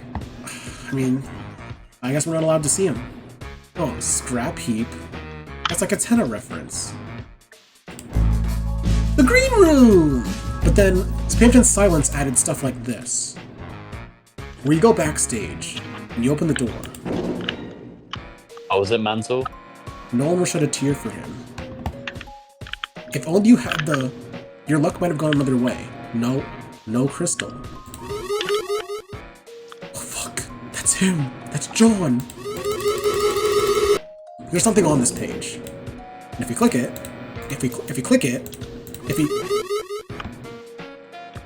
then we're brought to deltarune.com/chapter 3. We saw a /chapter 1 page earlier, huh? Interesting. Also, yeah, it should be obvious at this point that the game— not obvious, but the game that Noelle was playing on that page earlier was Cat Petters, which you can see on her computer in chapter 2, or chapter 4 rather. Yeah, no, she mentions it when you're going around the holiday house, yeah, I know. And she liked to put a lot of mods in that game and glitch it out a lot. Noelle is very associated with video game glitches because of Spamton Sweepstakes. Just something to look out, something to be noted, something to know. Banana, potassium. There's still only one. 5-year-old child. Oh yeah, this one. I'm not reading the whole thing. But basically, Noelle got a spam email Pochimamas can get big too. She thought it was a virus, but she tried to put it into Cat Petters 2 as a mod, and it put a Peepus in the game. And it kept multiplying until the game crashed. So, connection between Spamton and Noelle? Oh yes, this is the newest girl. This is a story of early on to Susie and Chris meeting, where Susie was bullying the fuck out of Chris. Chris started laughing, Susie was getting upset. And she's like, yeah, one day your mom's gonna get sick of you, you little freak. And as soon as that happens, someone might make you disappear. She'll finally realize how happy she was without you. Chris says something that Noelle can't hear, and it makes Susie very upset. A lot of people think that Chris says something along the lines of like, oh yeah, you would know, or like, oh, you look upset, something like that. That implies that Susie is projecting. We don't know what Chris said for sure. Noelle was just sitting in her locker, being white. Being white! This is an awesome page. Susie bun. Spamton engraved wedding ring. It's kind of a loaded one here, considering, you know, rings and Spamton. Let's see, it hurts, it hurts. Damn you, Tenna. That damn boob tube. You're the one that should be having a refreshing night's sleep in the recycling bin. Everything is his fault. Pay. Everyone is going to pay. 5 easy payments of $9.99 until they're all in the disposal area, begging for my fuck. Everyone. Everyone except Mike. For my fuck. Yeah, shout out to Mike. Everyone except Mike. So, we're once again reinforcing the connection between Spamton and this mysterious Mike character. Now, click on the TV and it brings you here. You're early. What are you doing here? You shouldn't be here. Scroll down a little bit further. And you're met with 2 boxes. They might be hard to see on the screen share, but there are 2 boxes here. Yeah, I can see it. The bottom one brings you back to the green room. Nothing special here. The top one brings you here. Okay. Aren't you forgetting something? Oh, that's the thing. That's the thing that the guy says. And you recognize this music, right? Not Like really. it. Oh, Oh, I recognize this music. Deltarune.com/Ice Palace Glacier. Did anyone else Oh, wander it's this- around this screen as a kid? And you can't click this, it brings you back to Noelle's blog. This cross-shaped maze in the ice area from Dragon Blazers. Once you go into it, no matter where you go, you'll always be brought back to the same room. Normally, one of the characters is supposed to guide you through the maze, but it became one of the most famous, or should I say infamous, parts of the game. Because if you go in there without that character, you're basically stuck forever. The developers actually say something about this in the manual. It warns you that this glitch is actually one of the bad guy's magic spells. Yeah, sorry guys, I think you were eating a little too much fruitcake when making this part of the game. As a kid, I had no idea there. it's not fucking funny, bro. As a kid, I had no idea that this was a glitch. I literally spent hours on the screen wandering around thinking there was an exit. The thing is, there Noelle actually... will get less white. The thing is, there actually is one. Somehow, Kimmy was so stubborn, I think I went every single possible direction somehow, then the last direction you go is up. If you do that, you'll find a door that doesn't appear anywhere else in the game. This shocked me so much as a kid. I screamed and pulled my controller so hard it unplugged the console. I actually started crying. I knew my mom would turn off the game if she heard me, so I held my breath and started hiccuping and gasping. I literally thought I was going to choke on my own tears. Gasper? The old royal ghost? I was so Gaster, scared. the friendly royal scientist. That's Wing Gaster. I was so scared that I would get electrocuted and die from the wires. I was actually always afraid of electrical sockets too, so I thought they were looking at me. Come on, I wasn't a weird kid, I promise. I got over it after that. Weird. Weird? Holy shit. So I started the game. Every time we say the word weird, This Gaster is pretty then, like, weird. post. Wait, Can you put in post the fucking the weird route jingle? I got you. Every single time. Wait a minute. What'd you say, Spool? This Gaster is getting pretty wingding. You might be I onto mean, something. weird. weird deared Put Gaster. in the thing. Put in the thing. So I started the game again. With my hand shaking, I went back into the maze. But what's super weird was that somehow I was able to get right back to the door. Weird. I was so happy. I almost started screaming again. But I remembered to hold my breath halfway. Now I was going to be able to see what was in the secret door. Or so I thought. It was locked. I've never been able to find any key in the game that opens it. Since then, I can actually get to the door pretty consistently if I concentrate. Unfortunately, I don't know exactly what I'm doing, and it feels like every time it's different, so I can't give any advice. I know this sounds really fake, but if anyone ever figures out a way to open the door, please sign my guest book.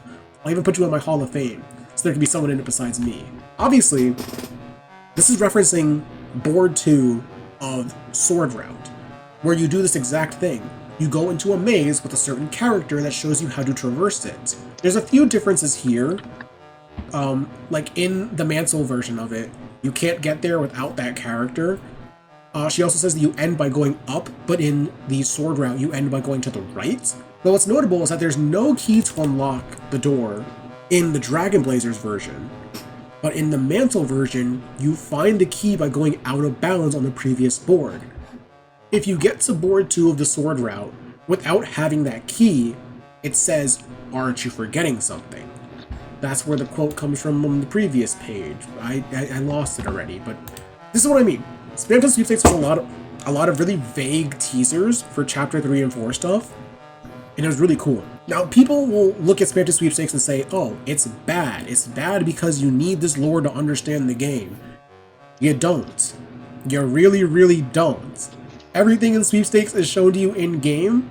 There's extra bits of lore here and there that are supplemental, but nothing mandatory. Sweepstakes just pointed everyone in the right direction on what we need to pay attention to. There's also this. 2 more specific things I want to look through real quick.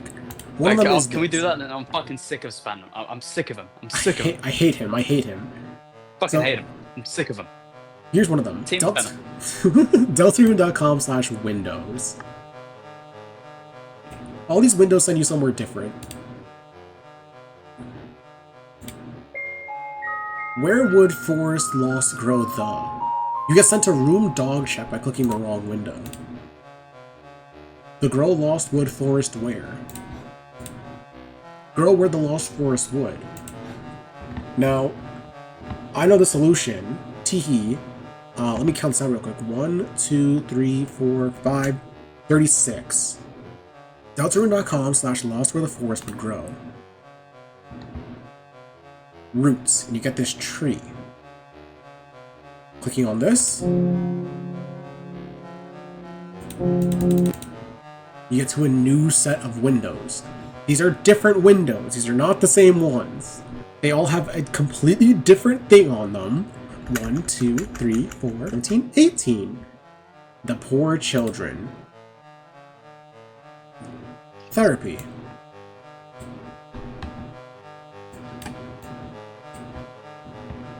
You can draw on this page. Draw a ding. Oh, alright, draw dings? Okay. That's him! Why is he fat and pompous? WD Fatster. You're staying too long, I assume something's going to happen. Yeah.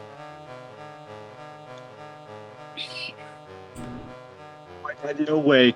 It's the tree from Chapter 1. And this brings you to Deltarune.com/egg again.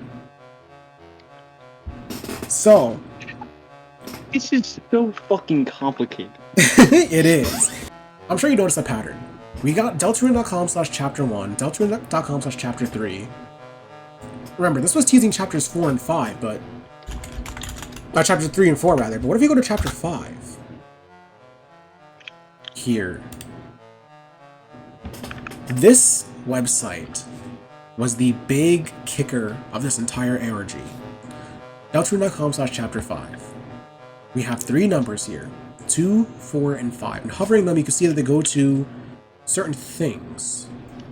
If you highlight them... Huh, it's weird. You see that the numbers are a little weird. Only 2, 4, and 5 are visible. 1 and 3 are there, but 1 is tiny. 1 is tiny with no link on it. 3 is the same size as 2. Let's figure this out. Click on 2.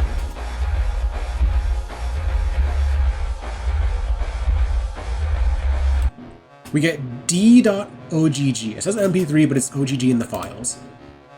This is the song that plays right before you fight Birdly in Weird Route. If you go to 3, we hear John Mansell. If you go to 4,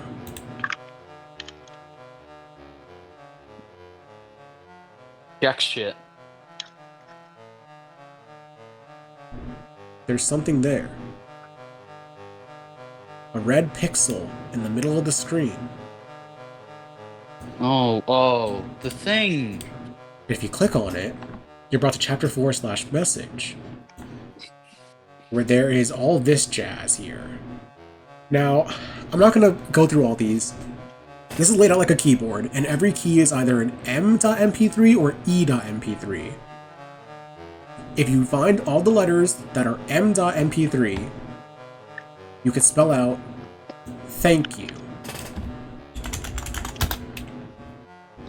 Now, this page is now inactive, but this was the start of the Smile ARG, where you could put in your email and a number to answer the question, how long did it take her to smile? Those responses were then responded to whether they were correct or incorrect.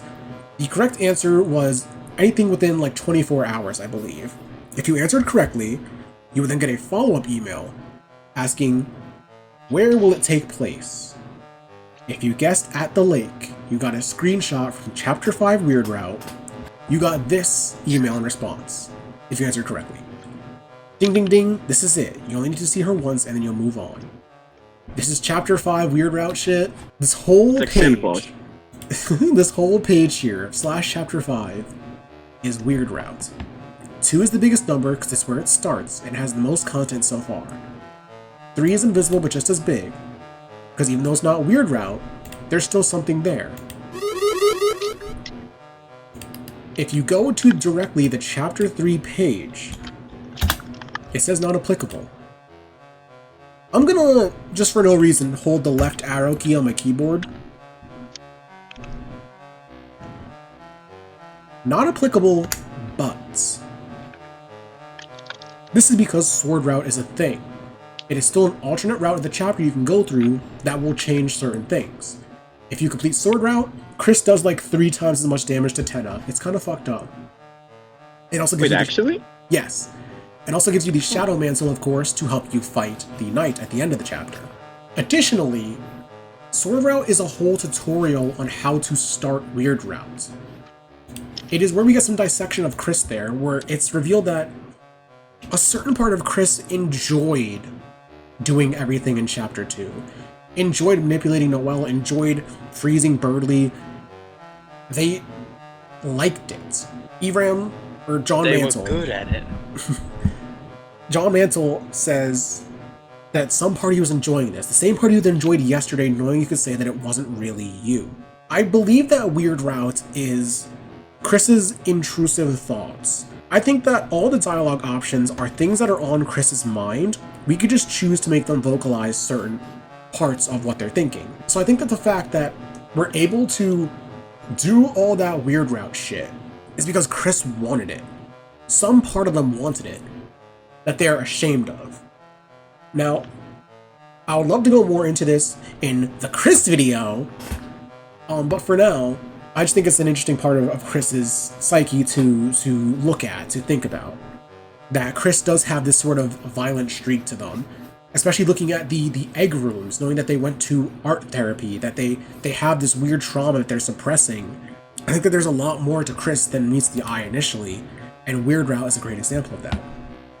And now, let's click on Chapter 5.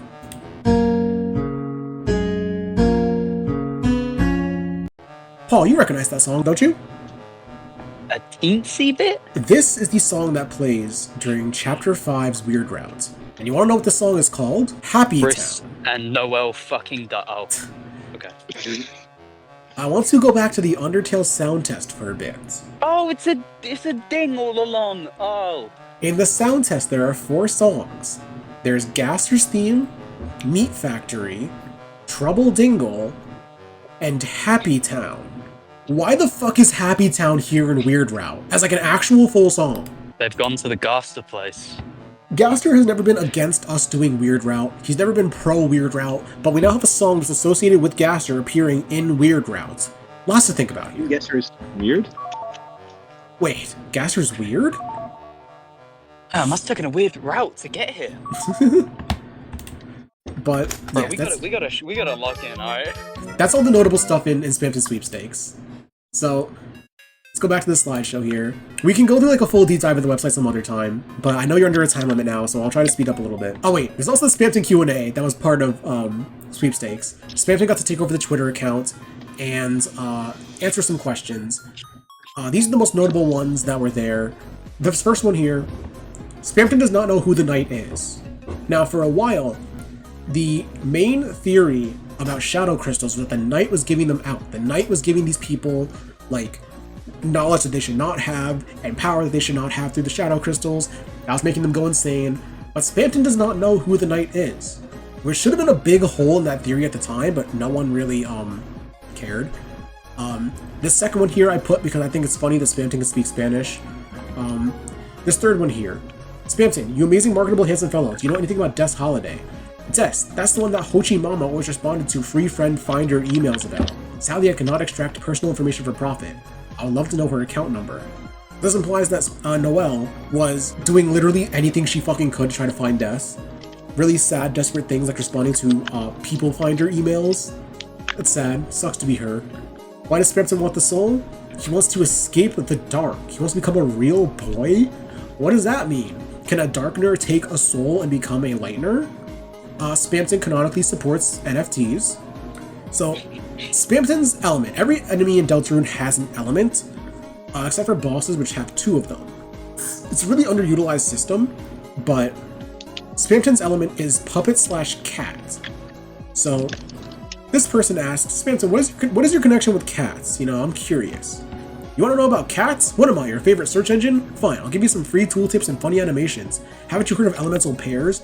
With the valuable item you can defend against puppet/cat, or thunder/light, dark/star.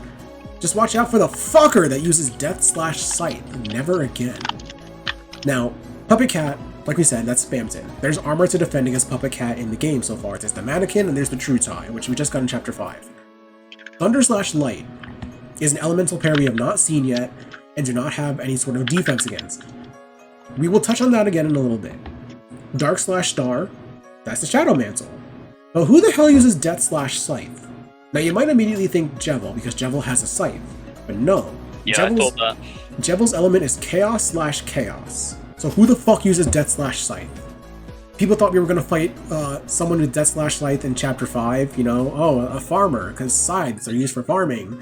Didn't happen. Spamton, what does your EX form look like? Referencing, we have Mettaton Neo, not Mettaton EX. Or sorry, we have Spamton Neo, but not Spamton EX. He might have an EX form, but we don't see it. Yeah, Spamton is one of the Addisons, which are like those colored people we see in the city that are selling things. He's just smaller. He uses the Spamton method. What the fuck is the Spamton method? Spamton, is Noelle your mother? You think that Ho Chi Mama is my Mama Ho Chi? No, she's just the only one that ever read my. That's why I gave her a little blue gift. It was the world's first charity. Again, referencing that email where Spamton gave Noelle a peepus. And Spamton, who is Mike? Fuck you! Are you one of that Cathode's crew? You guys know nothing about Mike. Nothing! And it's gonna stay that way. You leave him out of this. Yeah, Mike was a big topic of debate at the time. Who the fuck was Mike? Again, this was pre-chapter 3 and 4. We didn't know who Mike was. We still don't know who Mike is. I don't think Mike is ever going to be revealed. I think that's kind of the point. Mike was, like, from chapter 3, Mike. What do you mean? Like, Mike from chapter 3. Yeah, but we don't know who he is. We know that Mike existed at one point, but we never see Mike. We never meet Mike. We don't know who the fuck Mike is. Like the Mikes. I don't know. They're masquerading as Mike. Just that Tenna won't be lonely. They don't even know who Mike is. They fooled me. You got fooled. The key concepts to take from Spamton Sweepstakes are Image Friend, Des, Chris and Noelle's old relationship, and Weird Route. All these are things that we are being told, hey, look at with a little more scrutiny. So let's look at them. December Des Holiday, the eldest sister of the Holiday family, who who is lost. We don't know what happened. We don't know if she's dead or alive. We don't know if she's missing. If she left the town, we don't know what happened. But she is commonly associated with guitar, music in general, and bats. As we see here, Des used to smack the shit out of Chris with the wiffle bat whenever they would fuck with Noelle. They deserved it.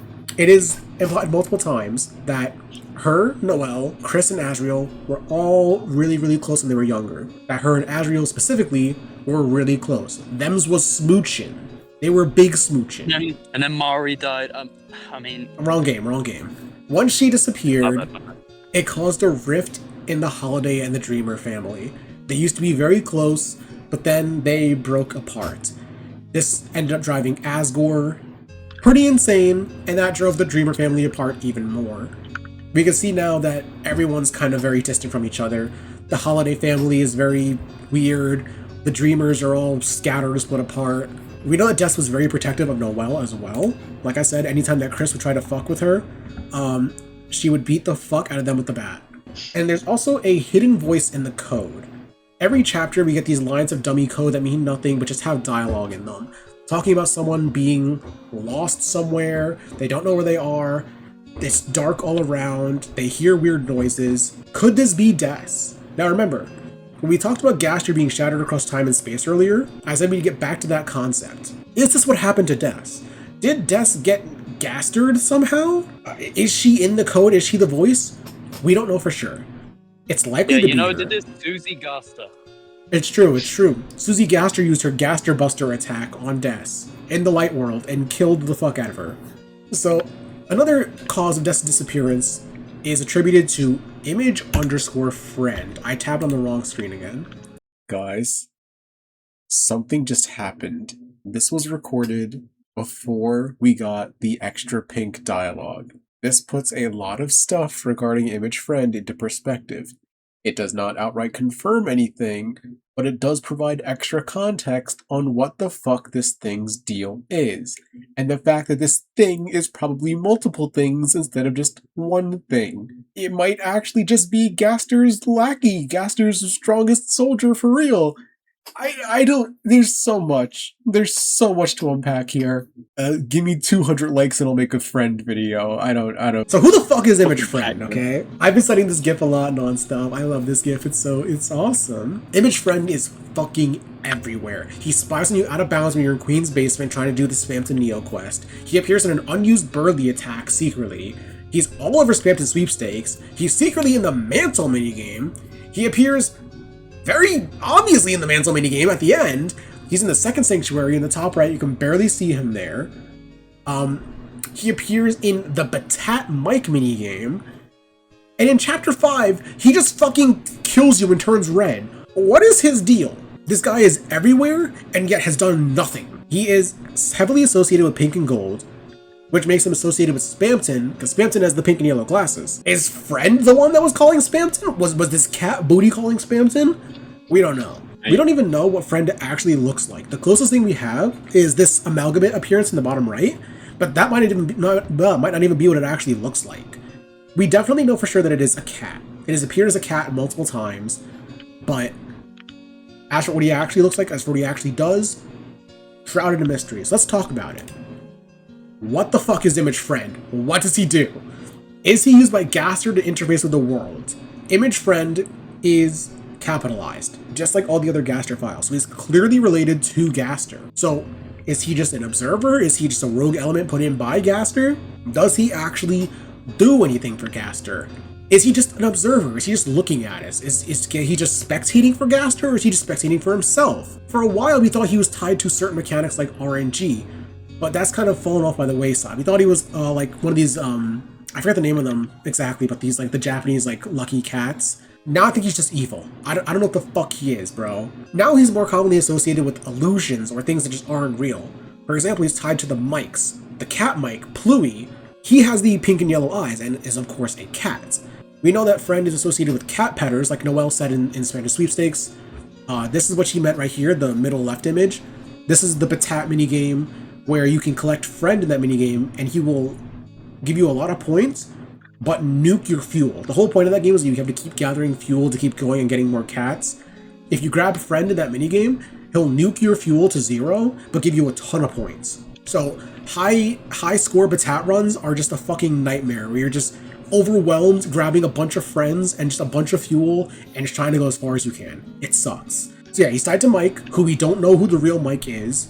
He's tied to Endogeny, the amalgamate from Undertale, which is explicitly stated to be an unknown amount of dogs. We don't know who exactly is in Endogeny and how many dogs are in there. He's tied to Spamton, which is a spam email virus, which lies, and also Spamton has a whole mysterious backstory associated with Mike and all the other shit.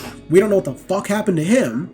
So, is he illusions and falsehoods? What is he? We know that, like, the Titans are a fear of the dark, so is Friend kind of like a similar thing? Is he, like, the unknown becoming real?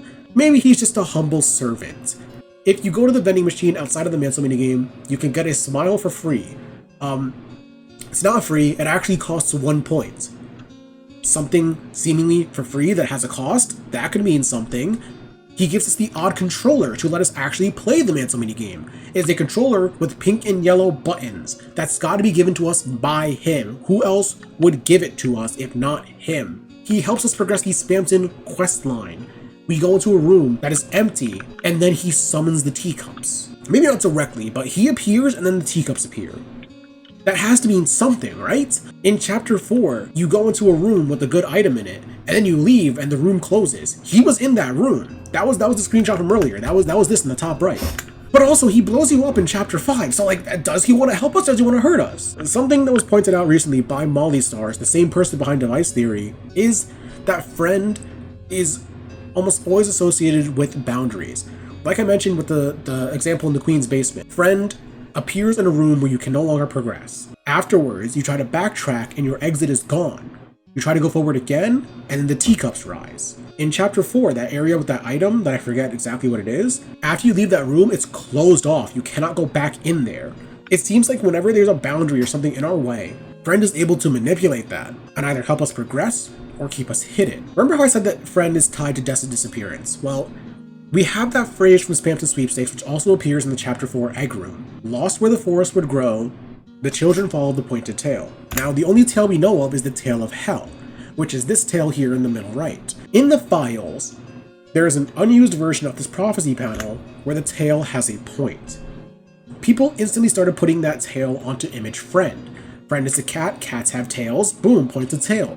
Friend lured Des somewhere and did something to her. To the back rooms! She got sent to the fucking back rooms! Well, most people think it's the bunker, actually. Did Friend lure Des to the bunker? The bunker is in a clearing in the forest. Lost where the forest would grow, the forest should be growing there, but there's the bunker there. So did Friend lure Des into there and do something to her? Like a Friend is the knight. Friend is not the fucking knight. Obviously, it's Rudy Knight on top. Hey, we'll talk about the knight in a second, okay? So Yeah. Molly Stars proposed the idea recently that Friend might have lured Des in somewhere that is out of bounds and trapped her like that. And that's how she's gone missing and how no one can find her. Because she's just completely inaccessible at this point. Of course, only time will tell if that's true or not, but I think that's a pretty interesting way of looking at it. Especially knowing that this character can manipulate the boundaries of the map, that they are frequently out of bounds. The instance where you see them in the Mansell minigame, here in the middle left, you have to go out of bounds to see that. You go to the pyramid in the first board, and then you go to the left or the right, there's an extra door into the pyramid, and that's where Friend is. It's commonly out of bounds, doing mysterious weird shit. Did it bring Des out of bounds? Nothing with Friend is confirmed. It's all just a lot of dots that we don't know how they go together, but they have to go together somehow. They have to mean something, right? Any questions so far? Are we good? No, I'm understanding. Yeah, we're fine. Friend's an evil fucker. Des got nicked. Let's talk about the knight. We talked about Des, we gotta talk about the knight now. Skeleton thing, that's funny. So the Roaring Knight is the one behind the fountains, allegedly. The only confirmed knight fountains are Cyberworld, the church, and whatever happened with Des years ago. We know this because in Chapter 5... Rudy! It's Rudy! We know this because in Chapter 5, Asgore directly linked the Cyberworld fountain and the old fountain that was related to whatever happened with Des. The church also has the knight in it as soon as that fountain is made. There was a very small window of time for that fountain to be made. So the And you Knight, know who else is in that church? Toriel. Toriel Knight confirmed. We know that Card Kingdom was likely made by Chris due to all the similarities with Chapter 5's Dark World. And also, we know the Knight didn't make TV World, obviously. We saw Chris do that. What the fuck is the Knight doing? It is extremely powerful, we don't know what it's actually after. We do know that it is allied with Chris and seemingly Carol by extension. Because Chris seems to know more about Chris than she lets on. Carol seems to know more about Chris than she lets on. Based on, leaving the house in Chapter 4, and she's like, oh, you are welcome here anytime. My name is Carol Holiday. You, the soul, the player, are welcome in my house. Chris also pulls punches against the Knight. She's bad as fuck, though, I won't even lie. And the Knight seems to do the same thing in turn. In the Knight fight, Chris does significantly less damage to the Knight, until Susie and Ralsei are down. Then Chris does a normal amount of damage. So they're LARPing. Perhaps. The Knight also will not swoon Chris. The Knight will always swoon Susie and Ralsei, but Chris will just be downed normally. Additionally, if you no-hit the Knight fight, at the end, Chris will cough, and the enemy will slowly tilt its head. That dialogue only appears if you no-hit the Knight. That's Chris telling the Knight, like, yo, wrap it up. You're not doing good enough here, come on.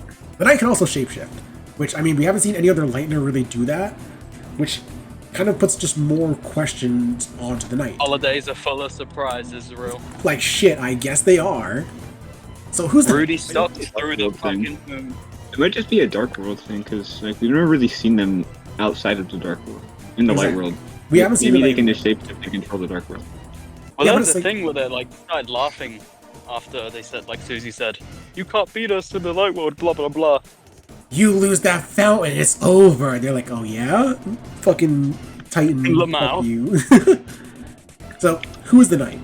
There are 3 big Knight candidates. Papyrus Knight, if you believe in Papyrus, you gotta die. I'm sorry, Papyrus Knight sucks. Bro, think about it. There's a ribcage in that one sprite, and who has ribcages? Fuck, everyone's got a ribcage, dipshit! They came free with your fucking organs. Azrael Knight is another legitimate theory. The Knight's animations are very similar to Chris, and just knowing how Azrael was in Undertale, it is 100% viable to believe that Azrael would be pushing himself beyond a reasonable degree just for someone that he loves. Chris is also the only one that we know was consistently contacting Azrael before the internet went down in Hometown. So it's very likely that they could have had a plan together, and they're executing it now. That Azrael is not actually at college, but is bumming around Hometown secretly doing whatever the fuck he's doing. Rudy! Hey, Ro. Sorry. Hey, Ball. Yeah. After my favorite Night theory, are we going to be talking about your favorite one? Oh, we're gonna be Oh, talking no. about my favorite Oh, no. one, trust me. Oh no. Yeah, your favorite one. We'll talk about that one. So Rudy is also a viable Knight candidate. At least I think so. A lot of people are very upset with Rudy Knight because he's a dying old man, but I think there's actually legitimate promise behind it. You know, Rudy is always mysteriously absent whenever the fountains are created, or has like an alibi already prepared, right? You just think, oh, he's in the hospital, it's whatever. But when you think about the Knight and how they've been recently, and how Rudy's been recently, there's some parallels there. In Chapter 3, the Knight shows up really, really late. And then the next day in Chapter 4, Rudy is in awful condition. In Chapter 5, we know Rudy is in critical condition. The Knight shows up extremely late again and does not seem to be in the best state. It's going way too fast, it can't stand, it's not doing too hot. Now, people always try to put the hole into Rudy Knight. Oh, how could he carry people to the shelter? You starting to believe that Rudy could overpower Undyne and Asgore? Since when does the Knight work alone? We already know that the Knight is in some sort of group, some sort of team. Evil Ass Roaring group chat is like not just a shitpost theory, it's like a real, like, that's basically confirmed. We know that there's multiple people involved in this. So if you're going to believe that there's multiple people involved in this conspiracy that involves Chris, Carol, the Knight, and whoever else, you have to be able to also believe that the Knight would be getting help transporting people out of the light world. Because honestly, no one could overpower Undyne. She's bench pressing cars in Chapter 2. No one is going to overpower her in the light world. So there has to be more at play here. However, we can't talk about Knight candidates without talking about the objectively correct answer. It's Des. Like, the Knight is Des. Let's just be real for a second. It's fucking Des. The Knight has antlers. They don't align with any of the holidays, which could just be a design detail, but like, Black Knife has the Lost Girl motif. It's off by 2 notes. They switch around 2 notes, but I mean, come on, it's got Lost Girl in it. Cyberworld is covered head to toe with Death's imagery, the baseballs, the fact that it's a city that Des told Noelle that she would take her to someday. We know that dark fountains reflect the will of their creators, so yeah, if Des had seen Cyberworld as a city, it would be exactly like the city that she told Noelle she'd bring her to one day. If the disappearance of Des was a traumatic event for Chris, then all their weird reactions during the Chapter 3 night fight would make a lot more sense. They feel things hovering behind their heads, they're familiar with the attacks already. They get dizzy, they get nauseous, they get migraines. They are so weird during that fight. This piece of evidence I don't really like, but the knight raises up their bat. Listen, Toby Fox sprites suck ass sometimes. I don't believe that looking at the sword as a bat is accurate, but a lot of people mention it, so I figured I'd throw it in here too. After you beat the Titan in Chapter 4, if you look at the final prophecy panel, and then backtrack all the way back to the start, you're pushed back by a hand just out of sight, and a sound cue plays at 0% volume, which is the same guitar twang that you hear when you're hit in the Chapter 4 closet, like when you grab the guitar, and then Chris starts hitting you with the hockey stick, you hear that guitar twang. It's at 0% volume, but it's there. Also, just like the general vibes, we know that Des is like this kind of like punky rebel, and the knight just exudes that same sort of smug, punky aura. There's mysterious dialogue in Chapter 4, where if you go into the egg room and read a book, it says, "And so wept the fallen star, making rivers with its tears. Then slowly from the bitter water something grew, it looked like glass." This is commonly believed to be shadow crystals, which after Chapter 5 might not be the case really. If you want to take this literally, fallen star, we know Des was a prodigy. We know the knight uses star attacks. So Des, the star, had fallen into darkness and then created shadow crystals somehow? When you chip off the knight's sword, it drops a shadow crystal and the black shard. So there's gotta be something there. In the mantle game, in that one room, and I think the 3rd board, where you have to hit a switch and then there's like the shadow monster on the other side that also moves with you. In the files, the placeholder for that sprite is a black deer that is not seen anywhere else. You're showing Chris paralleled with a certain pitch black creature, which in the files is a deer? Like, come on. Chris is working with the knight. There's parallels there. Like, what? It can't be more obvious. Additionally, Des is associated with the color red. Okay, but wait, bro. Yes. What if Chris was the knight? Shut the fuck up. Not just that, but... Oh, no. No, shut the fuck up. Des is also associated with the color red.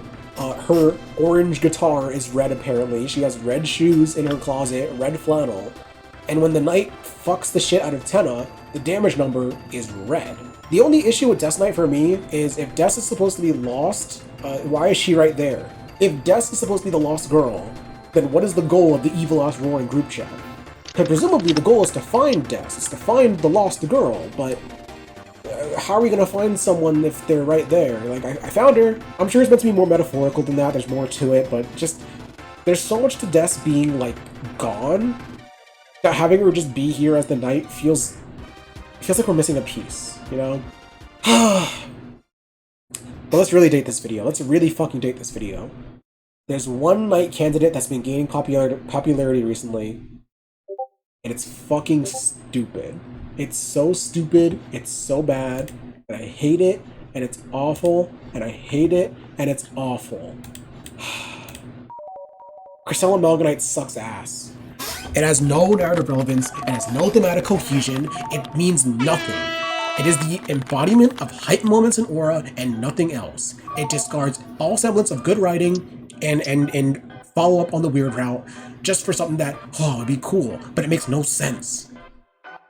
The only people that want this are people that read Homestuck and want a repeat of Beck Noir. They just want this again. This fusion that time travels back in time and changes the whole plot and is the main villain. But you know what? It took Homestuck 8,000 pages and 800,000 words to make that twist make sense and work and feel good. Deltarune's not gonna do that. This had no build-up so far. There's been no build-up so far. There's been no build-up so far to Crystal Amalgamite ever. If you don't know, Crystal Amalgamite is the theory that at the end of Chapter 5 Weird Route, Chris and Noelle end up fusing because there's like a weird light on Noelle's sprites and they fuse into the night and they travel back in time somehow to be the night. But how would that make sense? The whole ML behind Weird Route is freedom, being free. You are bending the story to find a different ending because you don't like the ending that it's going to get already. The whole story is about freedom, so why would the characters then be sent back in time to be the guy that carries out the prophecy no matter what? Because that's what the Knight's doing. The Knight did not have to kill Tenna, but they kill Tenna anyway. Why? It's in the prophecy. The Knight does not have to open these fountains. Why does the Knight open these fountains? Because it's prophesized. It's in the prophecy. The Knight is following the prophecy. So why would you go through this route all about freedom, only to then become the guy that does the prophecy? It makes no sense.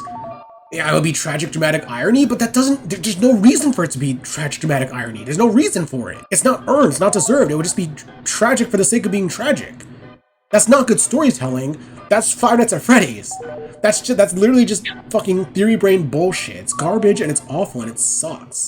Also, Amalgam does not have the Nightmare Night motif. I don't know where people get that from. Plus, just think about it. Why would the identity of one of the game's main antagonistic figures be locked behind a hidden alternate route? It's not like, oh, you could just choose one choice at this part of the game, and if you pick the other choice, you get to see the other route. No, you have to go out of your way to access weird routes.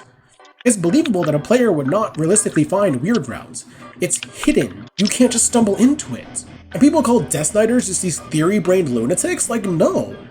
Death Knighters are not arrogant or theory-brained, we're just right. We're looking at the pieces that are already in the game in front of us and saying, hey, this is what this most likely points to. We're not pulling shit out of our ass like we are with Crystal Amalgamite. The whole theory that they're going to fuse together, it makes no sense. Kara and Asriel did it in Undertale because they knew it was a thing that they could do. It was already an established part of the world. They knew it. It was possible. Why would Chris and Noelle know about this? Chris would have to be the one to do it. Because if Noelle died, then her body would turn to dust, and then Chris would have to absorb her soul. How would, like, what would be the fucking benefit to any of this? Also, how are they gonna travel back in time? Chris can't save and load. They had a save file before we came along, yes, but there's been no evidence of any sort of save load shenanigans in Deltarune so far. Nothing at all. Meanwhile, in Undertale, you get that shit immediately. You kill Toriel, you feel bad, you reload, Philabi calls you out on it. Saving and loading is a core part of Undertale's meta-narrative, but it's not a part of Deltarune's meta-narrative at all. It's not relevant, because Chris can't do it. People keep looking at the sprite of Noelle, the final sprite, where there's like a weird glow beneath her, and they're like, oh yep, that's it, they're fusing. Like, what do you mean? What do you mean they're fusing? Listen, I know everyone wants to just find the answers, but I think this is one of those instances where, with Chapter 5 Weird Route, we just need to leave it at, I don't know what happened, and wait until we see what happens next. Because all these theories about, oh, they fused, they bypassed the barrier, they did this, they did that, there's no evidence, you're just guessing. You're using plot details from Undertale and guessing things that are happening in Deltarune. It's a parallel story, it's a different world with different world mechanics. Yes, the same things exist. Determination is a thing that exists in Deltarune, but we don't know if it does the same thing. We don't know how it works. We don't know. We don't have evidence. But instead we pull this out of nowhere and run with it because it looks cool, it would be cool. You know what else is cool? Being correct! Anyway, I don't like Crystal Amalgamite, if that's not obvious. I think it's a really stupid theory. Awesome. Rudy Knight unironically holds more weight. Anyway, let's talk about Gaster Dings again. What is Gaster after in Deltarune? First of all, you cannot deny his importance. His naming scheme is all over the files. There are so many capitalized underscores, shit in the files, like, we know he's relevant. He hits us up on Twitter before every chapter drops. So what does he want? Is it just an experiment? Does he just want to see what happens? If so, what is he experimenting on? Obviously dark fountains, but what is the end goal of the experiments? There has to be a goal here, there has to be something, right? He doesn't seem to care about the weird route either. Now, it could just be because that's part of the experiment, just to see what happens, but also, you derail a lot of things in the weird route, so I'd imagine that would fuck with whatever his experiment is and would require him to step in and stop it, right? Wouldn't quite make sense if he just left it at that. However, again, as of Chapter 5, we now have Happy Town being officially referenced, so is Weird Route intentional? Is that what Gaster wants? Who knows? Is he in the bunker? When you go to the bunker and you speed up the music there, you get the song, Smile. which is associated with Gaster. That's what plays when you read entry 17. It's that like weird crackly sound that you hear when you use your phone in the dark world too. It's that sound. Is he even in the world? He could just be watching us. If you believe device theory, then he likely isn't even actually there. You could go to the bunker and he won't even be there. There's also people that think that he's the forgotten man behind the tree. I don't really buy into that because, well, why would he need us then if he's already in the game? Everything with Gaster in Undertale was hidden a lot. The egg rooms are also hidden, but not nearly to that same degree. So I don't think that he's behind that tree. Now, if we get to chapter 6 and we find a new egg tree, and then he just steps out from behind it, I'll shit my pants. But I don't think he's gonna do that. Also, he totally killed Onion-san. Why? Onion-san went to the bottom of the lake. Is Gaster at the bottom of the lake? Remember, Image Depths was a water texture. Is Gaster at the bottom of the lake?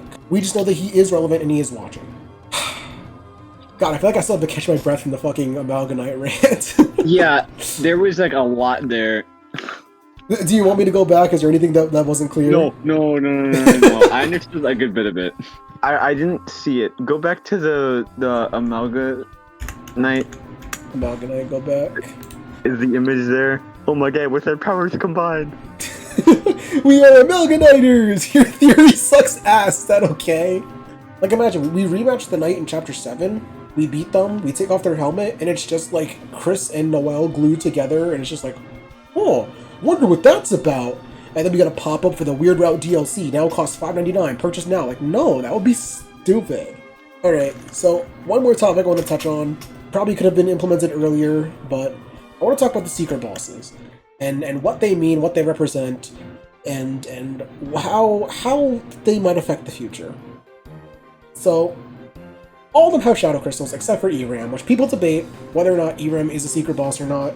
He is a hidden boss. He doesn't have a shadow crystal, so I'm not really including him too much in this discussion, but I do think that there are some parallels between the other secret bosses and Eram that I do want to point out.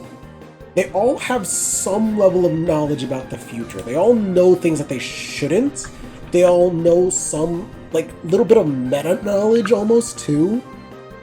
It's weird. They know more than they should. Except for Pink, who just doesn't really have any meta-knowledge, but still knows more than she should. The Shadow Crystals are likely a source of great power. All of these bosses have one, and they're all ridiculously strong. And additionally, once you beat them, you get their Shadow Crystal, and then they seem to be weakened. Spamton and Gem will join your side, but as items, they don't fight alongside you. Are the Shadow Crystals what powered them up, and now they don't have it and they're weaker? Or what? Now, we know what Shadow Crystals are as of Chapter 5. They are broken dreams, and we'll get back to that in a second and cover how every dream was broken, but there has to be something more to them. They can't just be these weird shards, right? They have to be used explicitly. Gerson confirms that. Someone wanted him to use it. So, what do they do once they're used? Again, I think that's what gives these bosses their power. Sorry, I'm still low on oxygen from the yelling. What was I saying? Oh yeah, they are very, very interesting. Ooh. There are a few unused items in the code that may be relevant to the Shadow Crystals, as they are likely going to be purified into the Pure Crystal next chapter. The Pure Crystal is an item that was, quote, purified by the cat. That is its description. It's very vague. Who knows what cat it is? It could be Sham, it could be Pink, it could be Friend. Who knows? We'll see when Chapter 6 drops. Most importantly, it can be fused with the Thorn Ring to create the Twisted Sword. This is an item that has been in the game since Chapter 1. We don't know what the fuck it does. It is the strongest sword in the game, I think tied with the Black Shard. It is only described as a strange blade, which has the Trance debuff. Now, Trance is the same effect that the Thorn Ring has. I think the Thorn Ring has it as an up arrow, or it's no arrow at all, but the sword has it as a down arrow. So is it Trance down, or is it just listed as a debuff? Does it break the Trance effect? Will it allow us more control over Chris, or less control over Chris? There was recently a theory by Spooky Dude, who is a very big figure in the theory community, that Deltarune has a secret third path which will involve us getting the sword. I don't really believe it, because it goes for a very literal interpretation of the Mantle minigames, which I think just aren't accurate. We just got out of Chapter 5, where we realized that we took Gerson's prophecy way too literally, and there was no literal inferno of jealousy in Chapter 5. And now we're doing the exact same thing with Mantle, where everyone's looking way too deep into Mantle and taking it super literally and saying that everything that happens will happen one-to-one and not treating it like what it is, which is a metaphor for Weird Route. I don't know. I think there's gonna be some bullshit with getting that sword, because getting a Thorn Ring and a Pure Crystal is very difficult, if not impossible. So we'll just have to see how things go when Chapter 6 comes out, I guess. There's also an unused item called the Sky Mantle, which has again been in the code since Chapter 1, but unlike the Twisted Sword, we have not seen any sort of trace of it anywhere. This is like the Sky Mantle, but it defends against Electric/Holy. Now, remember earlier, Spamton hinted at Thunder/Light, which, I mean, sounds a lot like Elect/Holy, right? The issue is, only one enemy so far uses electric attacks, and that's the Zappers, the remote guys from Chapter 3. So I got to thinking, and I think I might know what the Sky Mantle is used to defend against. Electric/Holy, everything having to do with the prophecy and seemingly higher consciousness is holy. It's all tied to the religion, it's all tied to the angel. The angel is us most likely. Holiness in general can be used to describe anything above the current layer that Deltarune's on. I'm using device theory terminology here. Gaster. Hey, you're skipping ahead. Calm down, you. Electric can be used for devices, right? Now, what if, in Chapter 7, we end up ascending to a higher level, a higher plane? Or we go into the code, something like that. And there we're fighting enemies that are electric/holy. We're fighting Gasterisms, perhaps? Little goners? We're fighting Gaster himself, maybe? Who knows? I think there's something there to be said that potentially the Sky Mantle might be given to us. Plus, the fact that it's the Sky Mantle, the sky is above you. I kind of need to, like, workshop how to enunciate it more, but do you get what I'm trying to say here? That, like, the Sky Mantle might be used to protect against, like, a Gaster or enemies that are, like, part of the code of the game itself, something like that? Yeah, kind of. I mean, again, it's all just pure speculation, since, again, Sky Mantle has not been hinted at existing in the actual game at all yet. It could just be something that Toby Fox left unused in the code and will never use, but I don't know, worth looking at. And now, just to go through all the secret bosses and elaborate on what I meant here, where they all have some heightened level of knowledge of the future or broken dreams, I made this cool chart here. Jevil is the one to let the king know about the knights in Chapter 1. Additionally, he has meta knowledge. He directly references HP dropping to 0 being your loss condition. If you defeat him with violence, he will mention that Queen is coming, and you will have to deal with, like, Hell's Roar bubbling from the depths or something like that. That's him referencing the future. Obviously, Queen, Chapter 2, we all know Queen, we all love Queen. But Hell's Roar is interesting, because Hell is commonly associated with Gaster, and he says that it'll bubble from the depths. More water imagery there. As for the Lost Dream, maybe Chris wanted to cheat at cards really badly. We know Chris is mischievous. They printed out like 7 fucking aces to cheat. Paul is actively watching Jackass while listening. That's awesome. We know that Chris is a bit mischievous. Maybe they wanted to cheat and they couldn't cheat. That's a broken dream. I don't know. With Jevil, it's a bit more iffy because we know so little about him. But Spamton is a lot more direct. Spamton has insane levels of knowledge. He knows about Mike.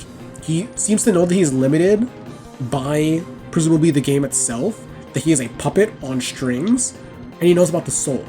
No Darkener has mentioned the soul aside from Ralsei and him, so what the fuck?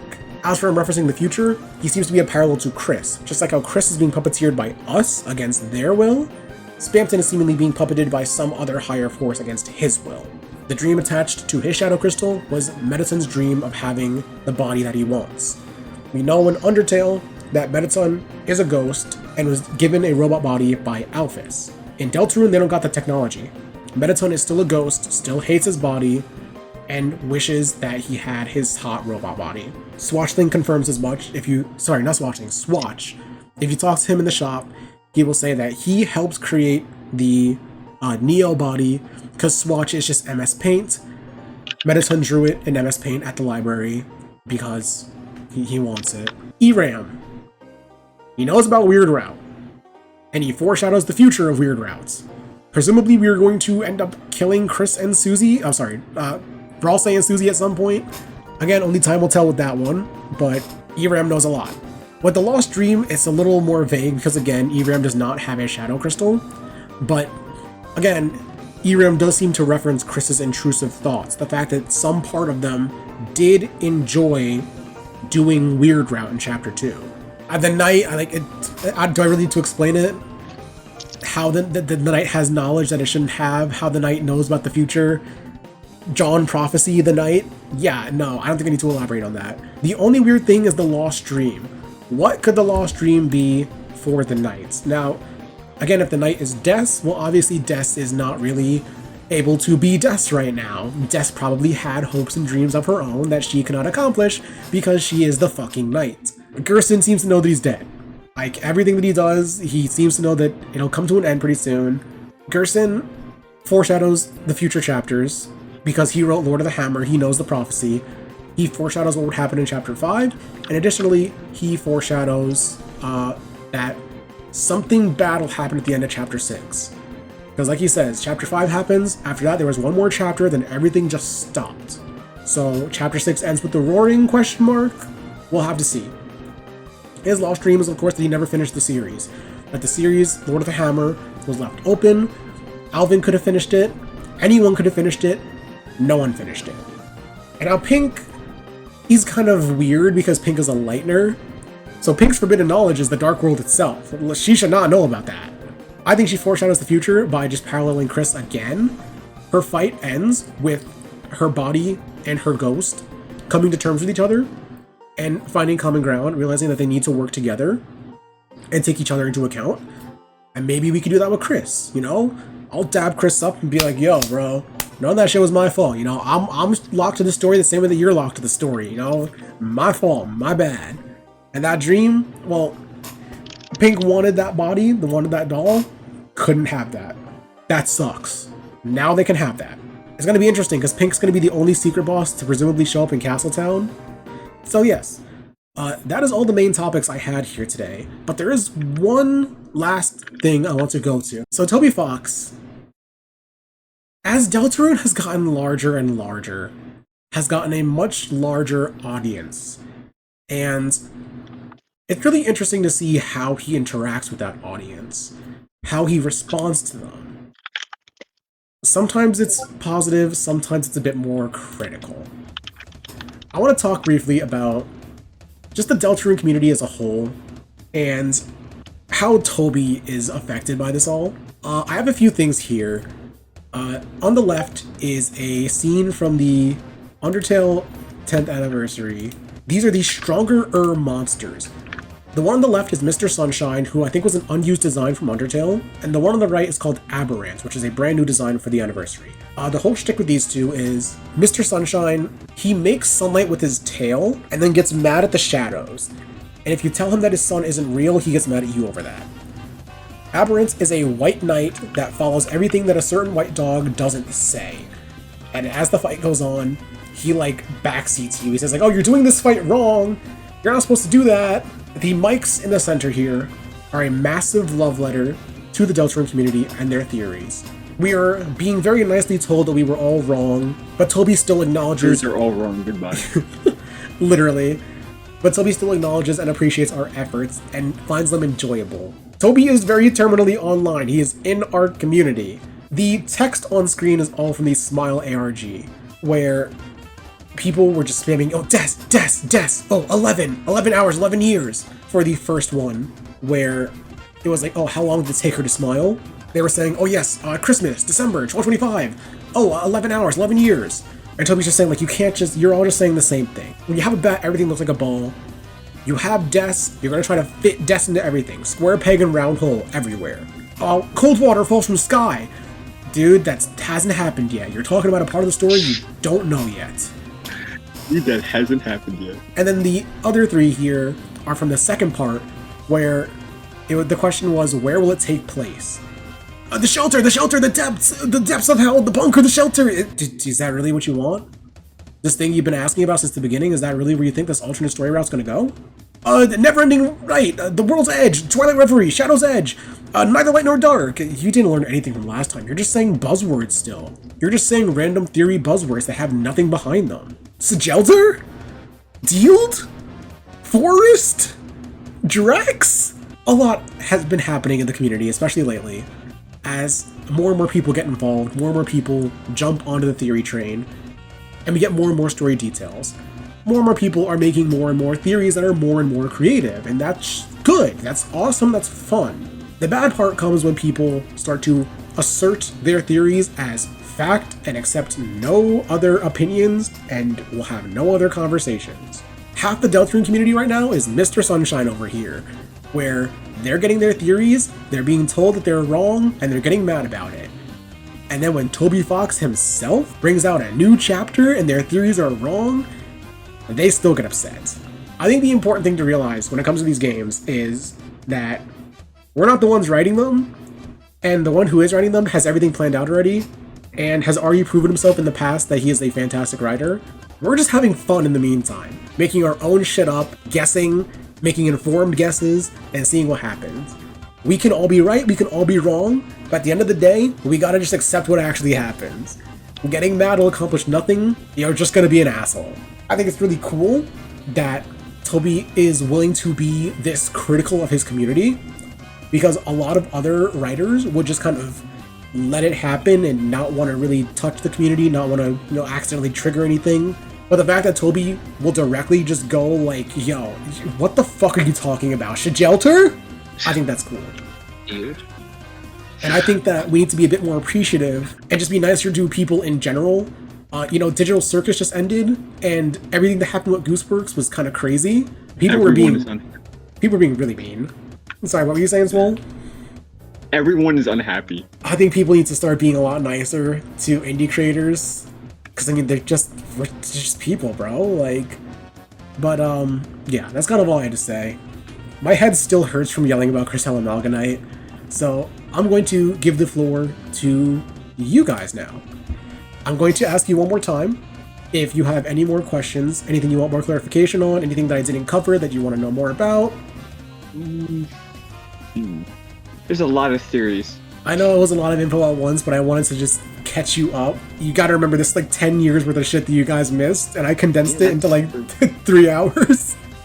But if there's no further questions, then we can wrap this up, unless you're still thinking. I think that's... Yeah, no, that's pretty straightforward. Pretty consistent. That's what I would have done. Alright, well, thank you guys for pulling up for this. I had a lot of fun putting this together. It was great to finally yap about something I'm so passionate about with my buddies.